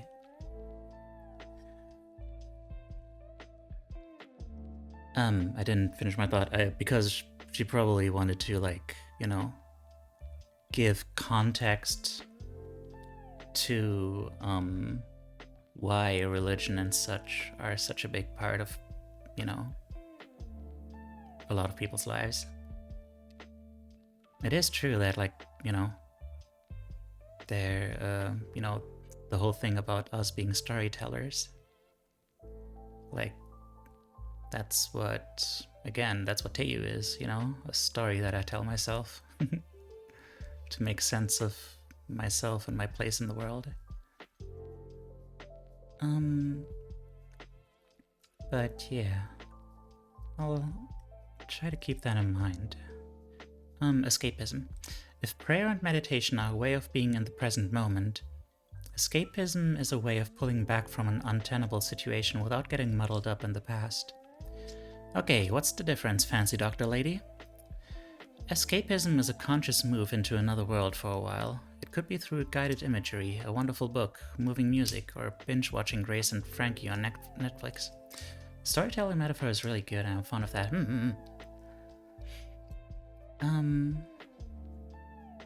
Escapism is intentionally moving to another space in a mental and emotional way, but of course you may go all balls out and take a vacay, that works too. It gives you a chance to soothe your tired self without getting trapped in a nasty cycle of perseverating on memories. Seriously, go to the thrift store and buy up all the Babysitter's Club book, or whatever you loved to read as a kid. Run a bubble bath and escape the fuck up out of this mess. The important thing is that the escapism be proactive rather than passive. Oh, I see, yeah, that's true. A lot of people who struggle with depression report spending a ton of time sitting around and watching TV, and report that they don't feel any better doing so. To use terms borrowed from cognitive behavioral therapy, we are looking for things that provide a sense of pleasure and maybe even mastery. Man, I keep being reminded of this video that's called like, the effect of... Wait, hang on. Let me look. It's a really important video. Answer in progress. Mindless scrolling. What mindless scrolling does to you, by Answer in Progress. A very important video essay, like mini essay on boredom and like, yeah, basically just boredom. Which is an extremely important thing. Because, you know, we live in a I want to say society. I painted myself into a corner. You know, we put ourselves into constructs where we are constantly flooding ourselves with stimuli in an effort to not be bored and to distract ourselves, but it doesn't really make us less bored in a way, you know? We are constantly occupied, but we don't really feel fulfilled, you know? But this is specifically about like purposeful escapism. Like, I guess if she does includes music in that, I guess that would put my my music coping skill in there. And yeah, it's freeing when I decide like, okay, I need to loosen a knot in my heart. Time for some music, time for some tears. And then I do that, and then I'm done with it, and I'm like, yes, that worked. Good job.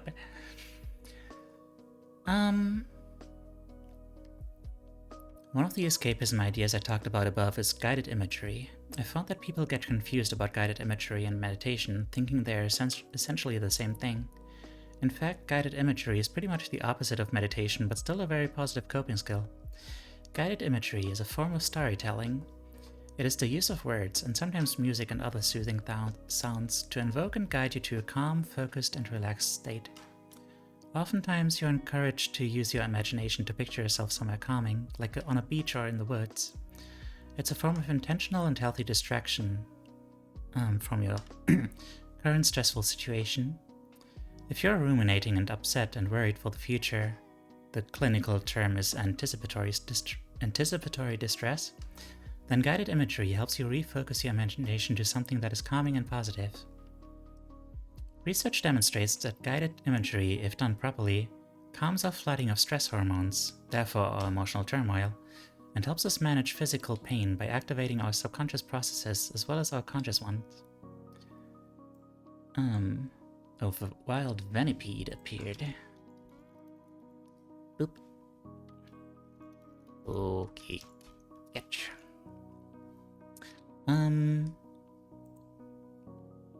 Guided imagery if done properly. Properly means including the following elements identified by licensed social worker Belaruth Naparstek, one of the first people to utilize guided imagery as clinical intervention. Her categories with my brief interpretation of each are listed below. The mind-body connection. Guided imagery puts the entirety of your body into the image. The subconscious only understands the present tense, and will relate to sensory cues. Things that help you feel, hear, see, smell, and taste will activate all the right pay attention cues in us. I am not processing any of this. The altered state. What did you come back to? I don't know. There's a venipede. That's a very big vermin. The altered state. By engaging our entire body in guided imagery, we are essentially invoking a form of self-hypnosis. Big words, yeah. Yeah, I'm starting to lose track too. I'll just finish reading a little bit and then I'll call it a day because I also need to eat and stuff. The altered state. By engaging our entire body is self-hypnosis. This focused state helps us connect to our creativity and intuition while managing our negative thoughts and feelings. Our brain waves literally change our heartbeat, our breathing patterns, etc. Locus of control. Good guided imagery puts you in charge of the action. You're being guided, but you're the one doing the real movement in your mind, and it is toward a direction that serves your healing and growth. Belaruth's website, healthjourneys.com, has a ton of guided imagery audio files that follow these principles. Oh, a little bit of friendly promotion here, okay. If you're interested, I might have to have a look at that next time, so I get a better sense of what they're talking about. There are also lots of great guided imagery sessions on YouTube and other places on the web. Check some out, keeping in mind the healing elements I mentioned above. Self-compassion. Okay, let's be honest. It's just us here after all, right? Just us and 25 other people. How do you talk to yourself when you fuck up, or even think you might have fucked up, or that you might fuck up in the future? What kind of nasty things do you say? What tends to trigger that experience for you? How well do you connect to others after shitting all over yourself? I hate myself, well darn, that is not good. I don't think you should do that. I think you're pretty swell. By the way, did you join the Discord yet? I think you wanted to do that, right? There you go. Well, there. There you go. Okay, good. Happy to have you there, then. What tends to trigger that... Mossy! Happy to have you there.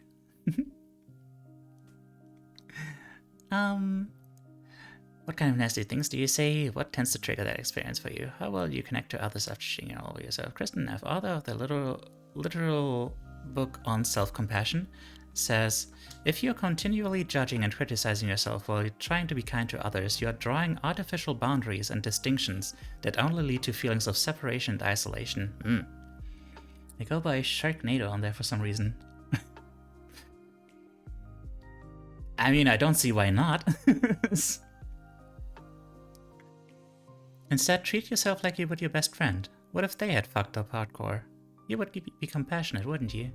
You wouldn't let them off the hook, but you would help them take responsibility. Try to fix the mess they made and remind them that they're a human being after all. And human beings fail. Give yourself the same compassion you would give someone you love. Instead of, I can't believe that bullshit you pulled, why on earth are you even on this planet? Try, wow, okay, so that didn't work out. Everything went sideways. I need to figure out the best thing to do now and try to fix as much as possible. And figure out why it went sideways so I can try to avoid it happening again. I feel like shit right now, but I can learn from this and fail differently and fail better next time. Give yourself 5 minutes to channel your inner Veruca salt. Your inner Veruca salt. Okay. I'm not a human being, I am actually a creature capable of mitosis. Well.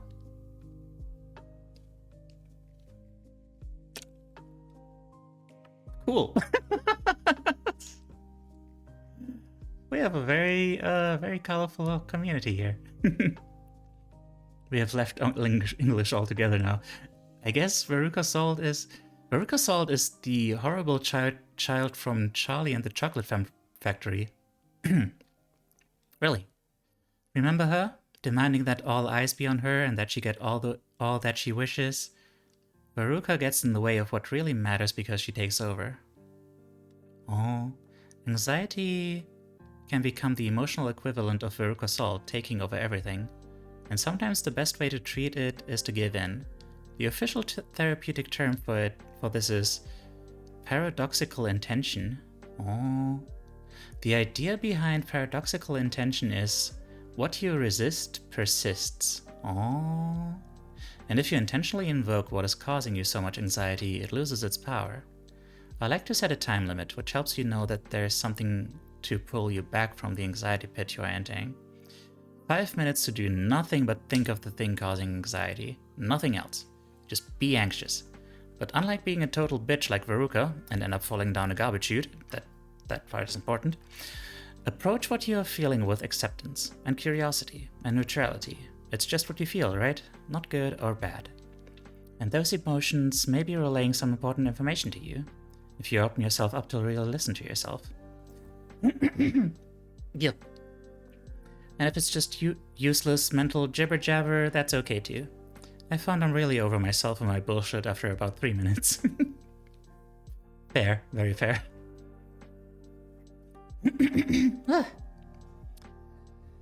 Okay, good thing I'm stopping soon. My voice is starting to lose itself. Curiosity and neutrality. We tend to label things as good or bad, wanted or unwanted. Approaching life with curiosity and neutrality shuts up our internal judge and jury. Curiosity means just applying the question, oh, interesting, I wonder where that is coming from, to both the behaviors of others and our own thoughts and feelings. It allows us to pay attention and look for clues that explain what's going on. Often clients will come in and tell me a story ending it with, and they totally did XXX for Y reason. My response is usually to the tune of, oh wow, well, you know them better than I do, but when you were telling me the story, I couldn't help but wonder if they were doing XXX for another reason, such as ZZZ. What is Z? I speak American English. It's tough when you're actively mad at someone not to ascribe malicious intent to the behavior. Truly, not everyone is going around plotting and scheming like a cartoon villain. It doesn't change the outcome of the behavior, but it may make coping with the behavior far easier, and help facilitate a conversation where it doesn't happen again. Neutrality is a mental shifting exercise that really helps with all behaviors and intentions, but especially your own. When you can't find the good in a situation and you have no energy for active curiosity, you can actively label it as neutral and move on. It's not good or bad, it just is what it is. It just is what it is. It exists and you are going to contend with it. You don't have to take ownership of it as being directed toward making your life difficult or some repayment of your karmic debt. And if it is inward negative messaging that you can't switch off, start by trying to have a more neutral interaction with yourself. Positive may be difficult if you have years of negative programming. Neutral will give you a measure of relief and may be far more doable in the present.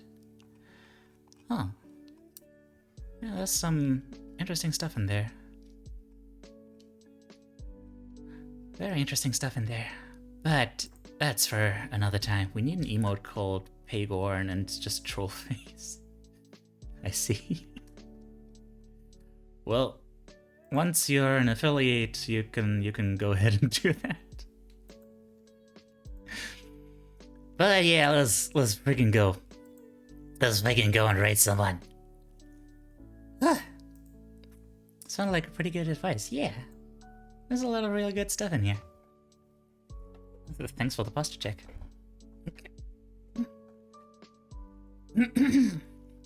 Okay. Raiderinos. Ikimasho.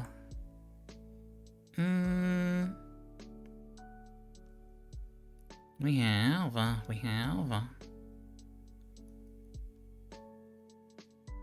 Would y'all like to check out Skier? Okay, I have 3 targets in mind. One is Tipania, who is doing just straight up education, just straight up studying.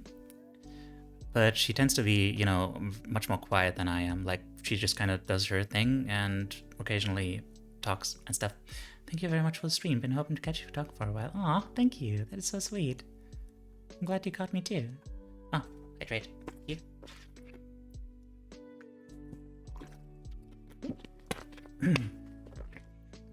Another is Skier, playing Amnesia the Bunker. Skier is, meanwhile, very loud. Very fun and excitable. And another one would be Rinsoft Toxic, who is doing art, and Rinsoft Toxic is basically an ASMR streamer. Like, she doesn't do ASMR, but she talks in a way that is ASMR. So yeah. Let's have a poll.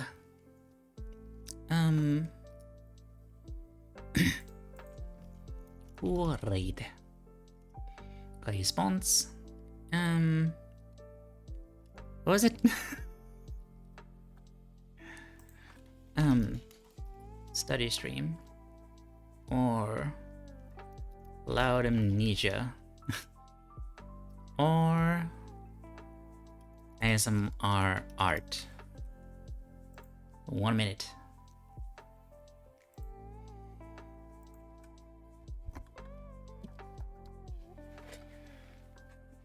There's Beanzo's vote for Skier.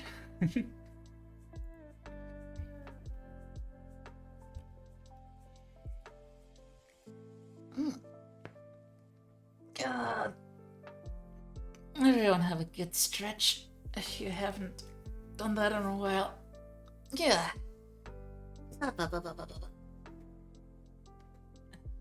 5 a.m. so we'll vote for bed. Okay, that is very fair. Oh gosh. I see why you haven't been catching me online. So you're in Australia, aren't you? Alright then, let's rate skill then. Skill.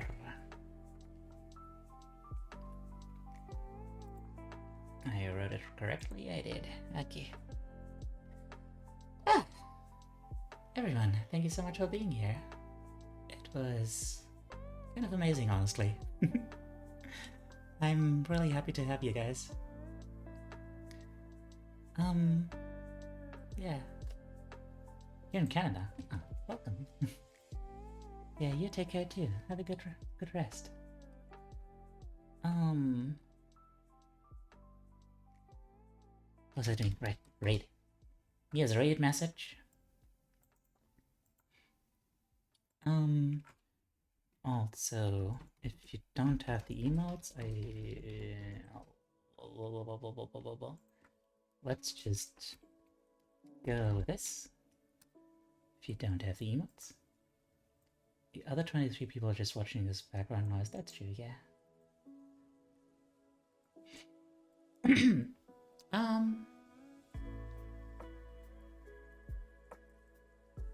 Where was I? A lot of people are uncomfortable talking, that's true. Anyway. Raid is about to happen. Oh, I need to open the thing. Everyone, take care. I love you. Bye.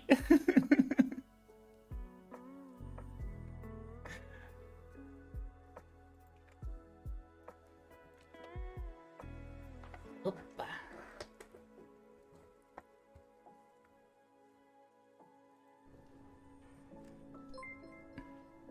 Teiyu!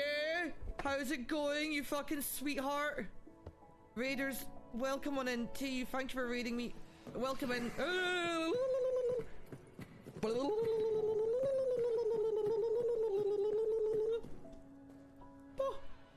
Oh, sweet merciful Jesus. Welcome in, Raiders. It's a pleasure to meet you. I'm Skier. I'm a snake feature from Scotland, and we're playing fucking Amnesia in the bunker, and I'm pissing my pants all over the floor. Hey, how was your stream? What were you up to today? I know you were doing some chats earlier and discussing mental health and just self-care, which was fucking wholesome. It's nice to meet you, Benzo. I hope you're having a lovely day. Mossy, love to meet you too. Welcome in, all Raiders. But yeah, Teiyu, how was stream? What were you up to? I hope you're taking care of yourself, man, and I hope your day gets better. And is it Beanzo? Just to make sure I'm saying it right. Thank you very much for the follow, homie. And 2T-Taw? I'm making it. It's so difficult speaking English when you're just shitting yourself in a corner, lads. Shitting myself in a corner. That's cool to you. Studying's hard, like it can be quite isolating, and honestly you are stressed with very few people to relate to if you're doing different degrees. Yeah, that's good. That's good, dude. Like, I think not enough people will actually cry when they're stressed or upset. Like, they just sort of bottle up, which never works out. Never works out. Who'd have thought, right? Oh, it's like it's a little bug in the world. I thought it was name. But yeah, welcome, Raiders. We are playing Bunker. We're pretty... I'd say we're halfway through into it. We found the Beast Lair, which, by the way, loves interior design. There was a man with his legs split from his torso, and his entrails were used as curtains. Very pretty. Queer eye for the straight guy level, you know what I'm saying, ladies? And now I'm just sprinting through the shadows. I've sort of... I've vaguely memorized the map in my head.